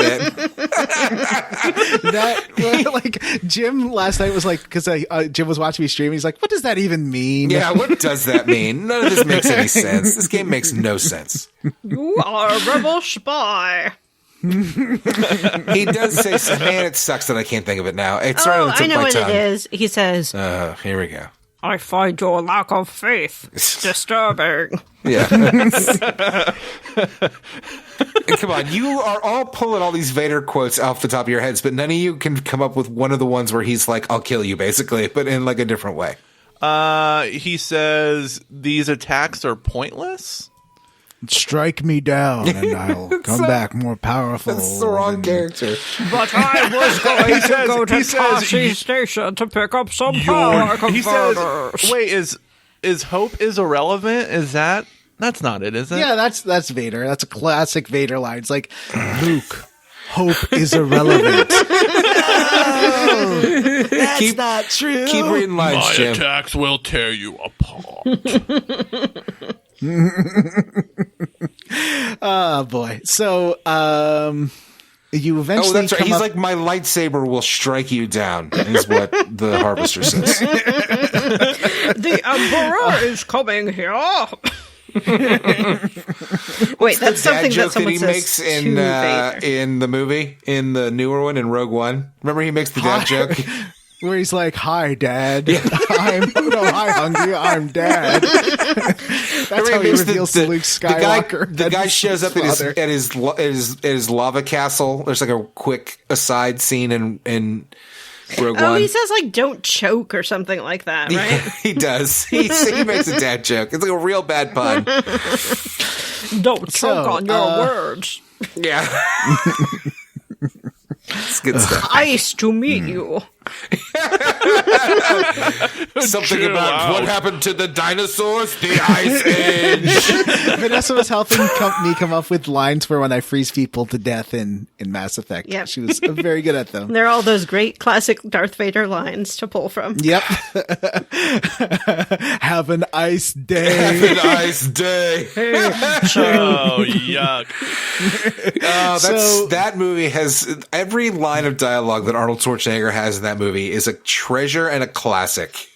I wish there was like a 2.5 hour director's cut of it. I wish that the fucking sequel had been made. There was supposed to be a 5th movie.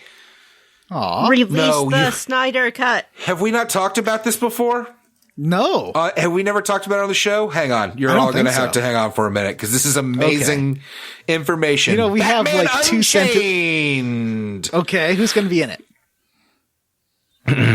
George Clooney was going to be Batman again. Mm-hmm. And it also was going to have Chris O'Donnell and Alicia Silverstone. Nicolas Cage was going to play the Scarecrow. Courtney Love was going to play Harley Quinn.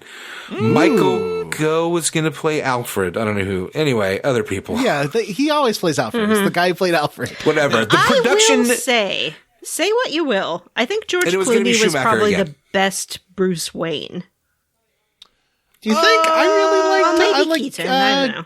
Yeah, I like Keaton a lot. Keaton plays him like a space alien, though. Like, he doesn't act like a normal human. No, He sure doesn't. but like, what's his name? George Clooney looks like he looks like a Bruce Wayne. He's Yeah. like a Yeah, You're he totally does. right. He's just like They a also- Remember when he kind of pulled out his Batman credit card and Batman?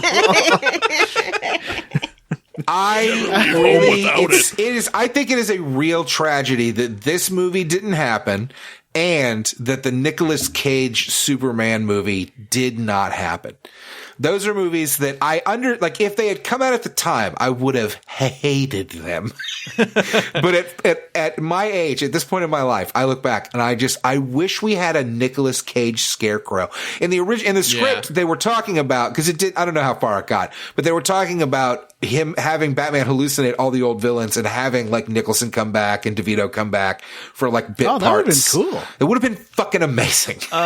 This is kind of gaming related and Nicolas Cage related. Did you guys see the trailer for that like Five Nights at Freddy's movie that he's in?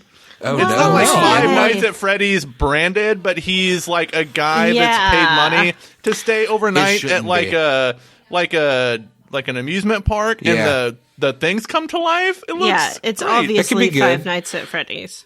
Yeah, That's kind of a bummer. Five Nights at Freddy's is like a kid's property. If somebody It's scary fucking as turns hell, that into though. like an adult thing, I'm going to be not happy about it. It'll It's happen scary, in 20 but it's years like when jump my scary. kids.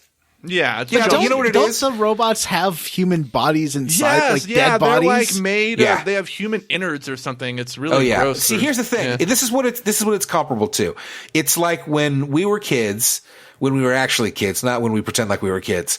It was like all the Jason and Freddy movies that you kind of didn't really watch because they were really scary or whatever. Like it's like the horror stuff that you didn't actually want to see because it was scary, but you fucking knew everything about it. Yeah. Oh, you know what? I was watching. Sorry, we'll get back to the game in a second. Yeah. I was watching No, we won't. a review of The Blob from 1988, and that is one of the two horror movies I was like, I stopped watching. So I was like, no, this is too scary. Yeah. And going back and watching it now, it's like, I remember the scene. I stopped watching it because the who you think is the main character gets blobbed by the blob, and his girlfriend's trying to pull him out of the blob, and she's got his arm, and then just the arm comes out. Oh, And like it's yeah. all stringy and bloody. No, and- I have you had that- seen that movie? No. That's a good movie, John. I had the Yeah, same. it's Frank Darabont. I had the same experience, but with it's embarrassing to say out loud, but with the movie Event Horizon. Oh yes. Oh, super That scary, movie, gory that movie. movie scary. scared the shit out of me when I was Yeah. a kid. It was- like it was I got, scary. It gave me nightmares. It's still It scared scary. me. I mean, it's goofy now, but it's still like Sam Neill's a really good actor, guys.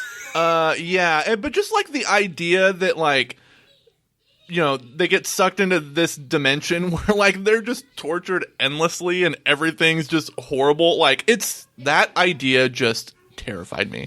It's a really good concept of like, well, like taking like a theoretical concept that had been discussed and that people had seen in things like Star Trek and then being like, actually, there's demons there. Apparently You'll tear your own eyeballs off your director face. Paul W.S. Anderson Yeah. has Ooh. a bunch of cut footage of like the hell dimension that they filmed that was too extreme for the movie, where it's like people are just getting mutilated and Do you know that just there's like an iOS Event Horizon game that's really popular apparently? really Yes. Recent. Came out in the last like couple few years. Weird.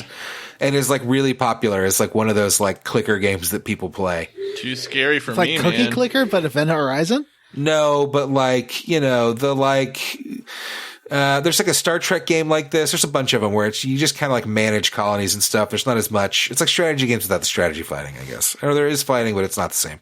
So you blow up this Praetorian. This boss killed me once, but it was a hard boss fight. The Praetorian. That killed me too. Wait, what boss is this? It looks like a big floaty like alien bug. It's so big. and it's shooting like a laser at you. It Is it follows this thing you fought on Horizon? No, it's on the collector ship. But you did fight it once before, but it's bigger than I thought. It was the different. No, you do fight it at the end of Horizon as Yeah, well. you fight. It's the same thing. It's on Horizon, right? Yeah, but it's hard. This is a more powerful version It's of it. hard. Oh, the Horizon one killed me a couple times. I don't think this one did. So then you get back to your ship and you call up your boss and you have words. Let's see how Matt's conversation with his boss went after to be honest this. with you, I kind of blew through this. I was just kind of Okay. like, what the fuck? He like made an excuse. So I gotta be honest with you guys. I kind of didn't understand what was going on. So the point was that it was a trap and the elusive man knew it was a trap and just didn't tell us. Yeah. Yes, because he was worried that We it would like give away. The first thing I thought when I heard about a ship was like, oh, this is a trap. Like, so what that he didn't tell us? Shepard should have known. Anybody would know. It's a trap. How did your conversation with the ill repute man go? I scolded him very much, and I said, next time you better heckin' tell me. And he's like, I did what I had to do to save humanity. And I'm like, we have to trust each other to work together, Martin Sheen. And he was like, I'm going to go smoke in church and speak Latin. That's what he did. He also, Martin Sheen was calling them Turians? Whatever. If you're going to hire Martin Sheen for your game, you Yeah. have to accept that you do not give him line readings. He'll pronounce it how he wants to pronounce it. Yeah. 100% agree on that, by the You will pay him way. more money than any other of your voice actors. Here's the thing, though. It fits the character because he is a huge space racist. Yeah, he's mispronouncing it on purpose to make it sound stupid. He thinks pronouncing it correctly is like... Like the people who say Iraq. Yeah. Like, they know it's Iraq, but... Is it? I say Iraq. Well, what a reveal. Hi, I'm from Texas. But, like, it's, I mean, that's kind of the same thing as, like, Iran and Iran, though. Like, Yeah. Yeah, exactly. Iran. Yeah, so these Turians. I just love his pronunciation. He does it every time, too. So you get off the phone with him, but before he goes, he's like, oh, we've already decoded this data that you got off the ship that was super valuable. Like, for instance, they have a mass spec relay to their homeworld, and we found there is a collector like a collector base you can get this info off of. You just need this IFF signal, and we think we know where to find it. But we won't be doing that mission That's for a while. right. Never ever do the IFF mission until you've done everything else you can possibly do up until that point. So what are we playing to next time, then? What's the plan? I'll tell you the plan, Matt. The plan is to do all of the loyalty missions. That's right. All of them that you care to do. I got a jump start on this today when I spent half my day doing loyalty missions before realizing that we weren't doing any of them on the show today. Yeah, I've done one of them.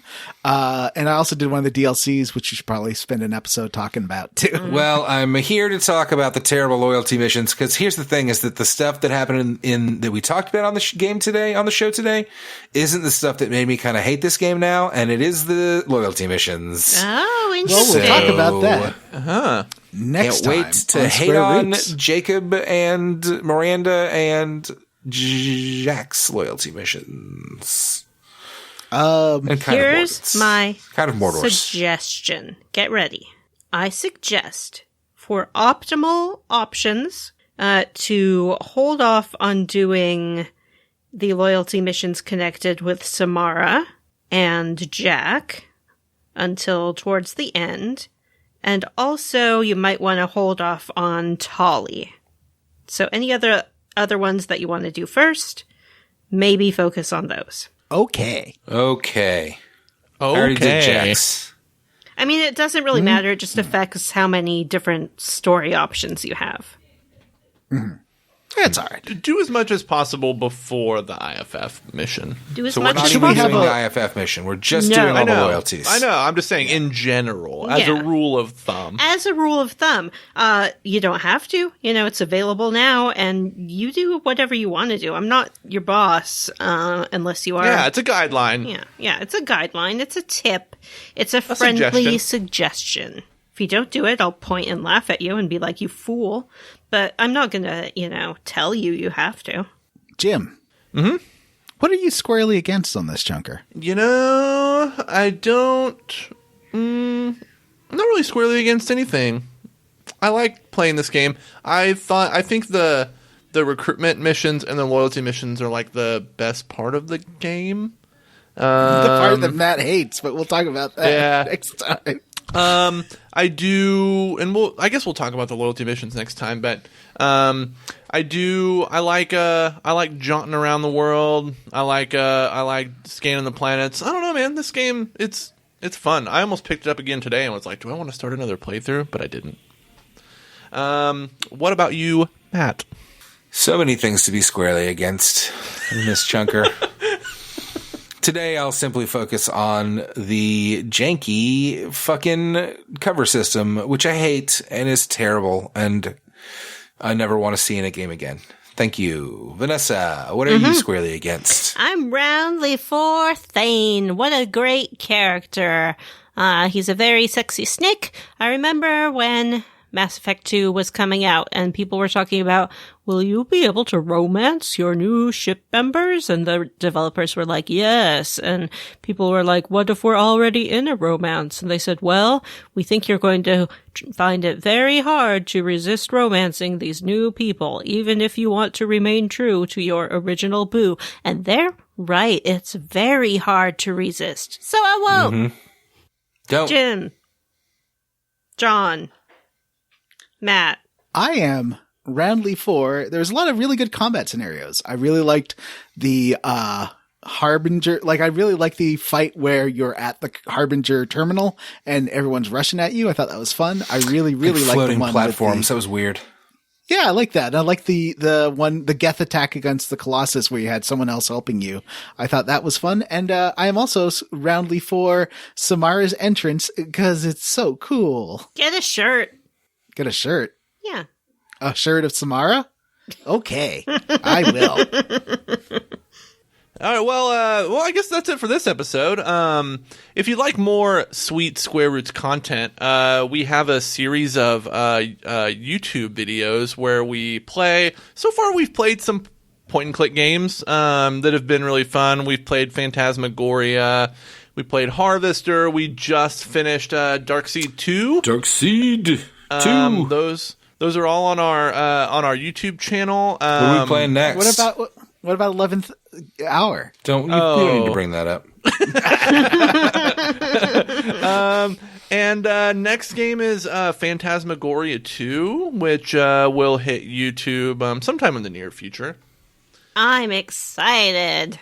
Me too. I almost jumped the gun a little bit and was like, maybe I'll watch a playthrough on YouTube. Jim. And I was like, no, I gotta preserve. Yeah. Preserve your baby fresh eyes. Yeah. I would definitely want to be a baby fresh eyes for that one. I didn't have a CD-ROM on a PC when this came out, so I never got to see this game. I've never played it either, my friends. This is going to be great. I've never even fucking heard of it. It's is it the one that's a puzzle of the flesh is the subtitle? Yeah. It's the sexy one. Mm-hmm. Oh, yeah. I mean, the first one was pretty sexy.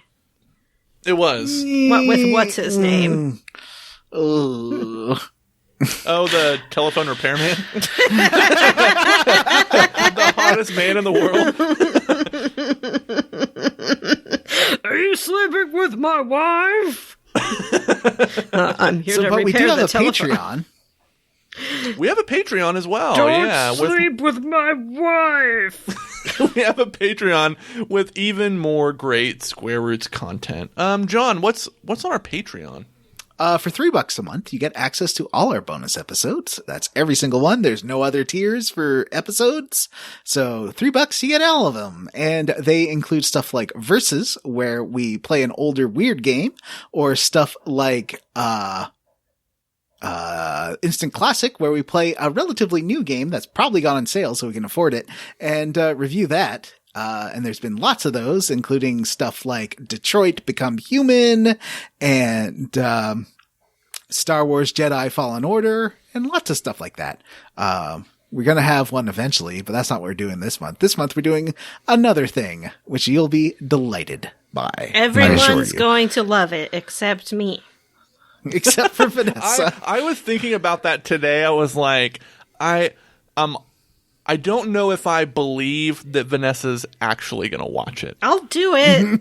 She'll do it. Just tell It's me just 2 hours what I need or to an hour and a watch, half. and I'll watch it. I'll watch it tonight. Well, it's like 3 episodes of like a 22-minute show, so it's like barely over an hour. Fine, I'll do it. I'll do Yeah. it tonight. Just tell me which ones. I'll do it.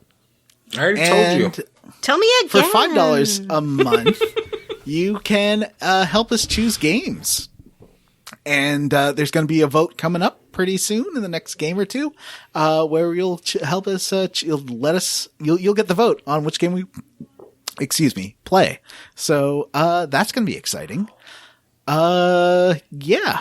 And also, for no matter what you donate, any of our patrons will get a shout out at the end of the episode. Jim, why don't you shout out some patrons? I will. I would like to thank Matthew Newland, D. Jethro, Brian Pitt, Arthur A., Cake Ninja, Joshua W. Broxson, Jason Timms, Nathan Poirot, Knopford, Vanessa's mother's brother's nephew's cousin's former roommate, Jack Mazzell, the ghost of Johnny's murdered fable husbands, Soy Soda Pop, Vanessa's mom says hello to Vanessa's gold-plated Taco Bell PS5, Troy Shiflett, Metal Gear Solid 1 in 2021, Devin Sloan, Christian Go, Ari Corpavara, Cassandra, Matthew Casterline, Ron, way more Lepidine Moore by 2014, still just waiting for a dateable Krogan, Fable is great, but so is Threads of Fate, played in 2021, or the Cuzzle will still drizzle gallons and gallons all over the squoots. Jim's disturbingly attractive Asari girlfriend, Andy Smith, Florian Jonas Kramer, Jameson, Robert J. Defendi, Race Jenkins, Justin Rash, Andy M., and Robert M. Pollum. It's my turn. Adam Zimmerman, Eyes of the Shifter, Sean Walsh, Go Cry Wolf, insert clever name here, Tyler Petty, Stephen Paget, George Brady,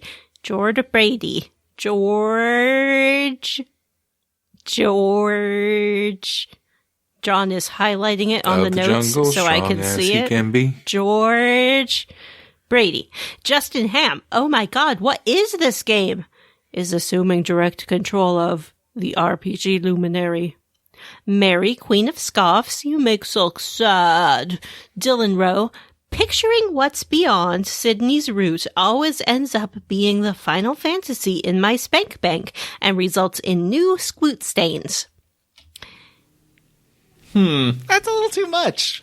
I want to go on the record as saying squoot stains is not a phrase I like to say or Neither read. do I. Enya Mazzini, please tell me if I'm not pronouncing that right. It could be Mazzini or Mazzini. Ania Mazzini? Enya gonna Mazzini. say- I think it's Yeah, that's Anea. what I would guess. Sean as. Gonzalez, Or Enea. Alexander Jokic, Grayson. We all know what Garrus is recalibrating. Wink. Joshua Bennett, Romance Grunt, Kevin Walter, David Green, Andy Best, Gage La Charité, Sexy Grandma's Boy Toy is Randy P, Michael Crawford, William Westgard, Andrew Leinhart, Nick, and Tracy. We'd also like to thank Fresh Eyes, Hexagon, Listen Up, Squoot Stains, Cat There it Wars, the Fandom Meme Tensei. Fandom Meme Tense. Cat Wars, the Fandom Meme Tense. Robot in Grease, Mostly Rational Person, Bree Girth, Megan Sullivan, Cameron Shoei, EP, Lyriel of the Claire, Wash in the Wind, Alex Doulard, Vanessa's Sassy Cheese-Lovin' Mom, No, Saving my Sid, mom. Jake Dickerson, Cyril the Wolf, Robert T., Amanda Douglas, My Colon's Horizon Zero Dong, Part Deuce, Joseph Hales, Chief Hazard built a guillotine that has the hungies for Bilbo-nails. Eric Garby, Chris Pignac, Dr. Fine, say everyone's name, Huxley Iguana, Ashley T's Juicy Dumper, Christopher Highness, Wedge Coon, Sergeant Spaghetti, Aaron Bachman, Chris Ryan, Tom, and Ross Hartley. See, I'd like to thank WWE Mike G, Ethan G. Pearson, It's Peanut Butter Jelly Time, Peanut Butter Jelly Time, Citrus C, Aiden Marriott, Grey Code, Lauren Prince, Miguel Torres, Vanessa's, I can't believe I mispronounced Vanessa. Vanessa. Vanessa's Gold Taco Bell PS5. Vanessa. Dan, oops, I forgot to update my name for Mass Effect 2. Mass Effect 2 is great, and I love it more than I love doing Square Roots. Thanks, Dan. Ward Childress, Arm and Hammer. I challenge the other Tracy to a duel to the pain. PJ Ends, Hudson Roth. Play Final Fantasy VIII. It is your fate. Jordan McNeil. The challenge, the official show of the Square Roots podcast. That's true. Hat Ben. The Ben with the Hat, Ryan Miller, Aaron Jail, O'Toole, Chili's Babyback Luigi, Stu Skeel, and I will always cuddle you. Matt Jorgensen, Paul Bursch, Ross Disney, Sam Mitchell, TJ Miller's Horny Grammar Impersonation, Chris Wilder, Isaac Reich, Grunt is the true baby fresh eyes. You're correct. You could show him any show and he doesn't know anything about it. You'd be like, Citizen Kane, who's Rosebud? We gotta find out. And Sean and Jonathan Ellsworth. All right, that's it for this episode of Square Roots. You can send us an email that we may or may not read on the air. We may or may our not. Email address, our email address, squarerootspodcast@gmail.com. We have a Facebook group. It's called the Square Roots Podcast Group for smart, cool, very attractive people. Or you can tweet at us at Square Roots Pod on Twitter. Please rate and review or do something with the show. You can do that. John? With somehow. This is you, buddy. Oh, You do. Yeah, that's me. Don't leave a bad know, review, Vanessa's apparently, doing a- because John will drag you on the show. Vanessa, you're doing a great job. Keep going. Please rate and review and subscribe to iTunes or wherever you listen to podcasts. Rate and review our show in particular, not just anything. But, do what you want. Thanks to Ropanugati and Lord Biff for letting us use their cover of Mass Effect 2's Suicide Mission. Follow them on YouTube, and please check our show notes for links. For Square Roots, I'm Vanessa. I'm Matthew Van Zant. I'm Johnny Brandon. And I'm Jimmy Banks. You know what I love about this show is that, we start strong, but then we really stick the landing.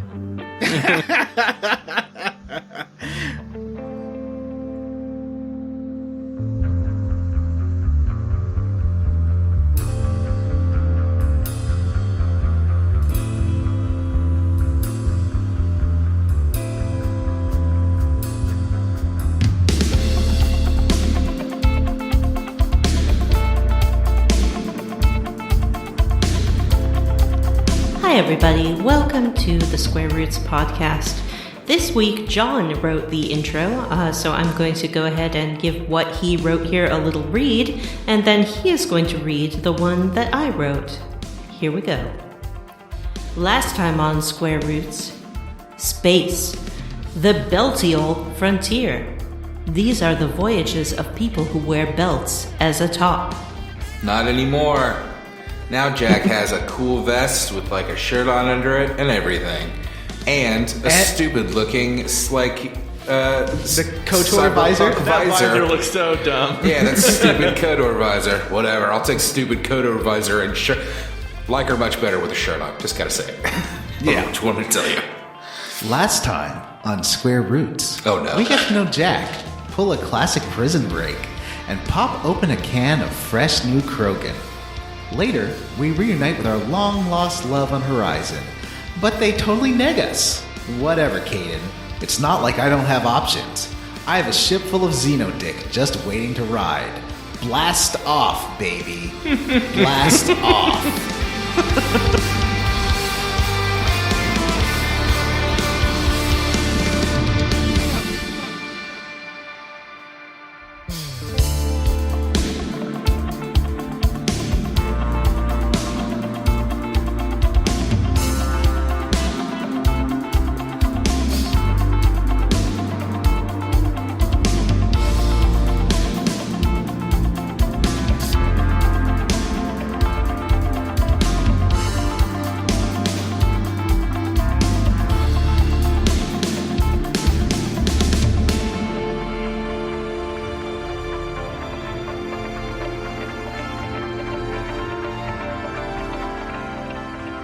About What? I think he's talking about like the virtual ED interface. Yes. When the voice modulates, it Yes. does this. What does it look like, Jim? I've never seen a vagina do that. Then you're doing something wrong, my friend. Is this going back to Jim's weird hand thing again? No. Wait, what was that hand thing I taught you, John? What was that? It's like... It doesn't make any sense. It's like if you put your two hands together, it's a vagina. Oh, Yeah. the hand vagina. It's like the church and the steeple thing, right? Yeah. No, it was... Hold on. Yeah, let's forgot. Let's practice our cool hand gestures on air. So, so you get back to the ship, and Jacob is super... John, it's this, where I do this, and then another person that's also right. does it, Yes. and then when you look inside, it's supposed to resemble a vagina. Oh, that's the one. And then he Matt sent us wasn't on that episode. horrible video about it. Yeah, because John sent me a message one time, and he's like, Julio and I did the hand vagina. Terrible. So, Cut all of that. yeah. Jacob is super nice to Samara.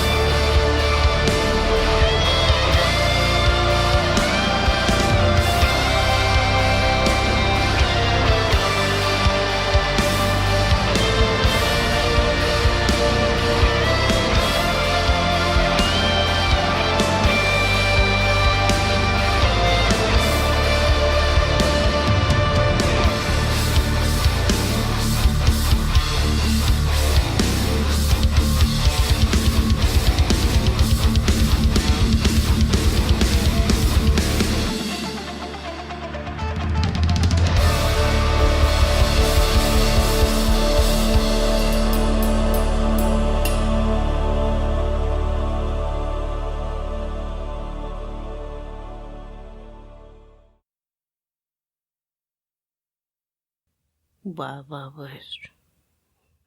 Jim West, Desperado, Rough Rider. No, you don't want none of this. 6 guns in this. Brother has this. Buffalo Soldier. Looks like I told ya. Any damn soul that's in distress, be out of that dress when she meets Jim West. Time to boot up the codex. Yeah, Vanessa, why don't you sing a song With about Artemis the from the Codex? start of this, running the game, Jim Do we West, get YouTube taming the striked West. again, by the So way, no for matter this the episode, or name, did I now not who you use gonna did I call? use a good part of the song that didn't make YouTube recognize it as that Stop song? the GBs, I never got a now who you notification gonna call? Yeah, I never this got week. any. So. GEEG. If you have a riff with people want to bust, break out before you get bum rushed at the Wild Wild West. When I roll into the Wild Wild West. When I stroll into the Wild Wild West. When I bounce into the Wild Wild West. Cisco, Cisco! Let's open up the Codex. All right. The John, did you Codex. like the film Wild Wild West? No, not the I've film Wild Wild West. The show Wild never Wild seen it. West. Really? And I don't know the show. Straight. I watched a lot of like PBS shows when I was a kid because one of my parents refused to have a cable box in his house. I watched a lot of that show, Wild America, I think it was called, on PBS. That's illegal because you're from Canada. Yeah, we had an antenna. I watched All Creatures Great and Small, of I think course. Plattsburgh, New York was like 30 miles from where I grew up. What's that old television show that takes place in the Wild West, but it's like live action and it's not Wild Wild West? Little House on the Bonanza. Prairie. No, it's about to, like Bonanza. Wagon Trail. Bonanza. That's Bonanza. it, Bonanza. Little House on the Prairie. I mean, it's kind Little of the House on the I- Prairie also opens with a Will Smith rap. Yeah. Sing it for us, Jim. I don't remember it. I don't want to embarrass myself. I mean, that's what I would say too. Don't get me wrong. Riff on the Little House on the Prairie rap. Not a criticism. Also, would not want to try it. Vanessa will, though. The prairie. Little- So wild, so untamed. Little house on the prairie's all game. Gotta settle down with the Ingram family. Who's in the house? Open up, let's see. It's Pa and Ma, and the girls are here too. Now we know what they're gonna do. Had of adventures as they settle this land. The prairie is fine, and the prairie is grand. What about? Wait, isn't there That a was character excellent, called Vanessa. John Boy? John, Thank put you. all of this at the back of the show, please. No, John Boy's from the Waltons. Oh, see, I didn't watch either of those shows. It turns out that there's a lot of old shows that people didn't watch. That's a good observation, Matthew. Thank you. That there are a Yes. lot of old shows that a lot of people didn't watch.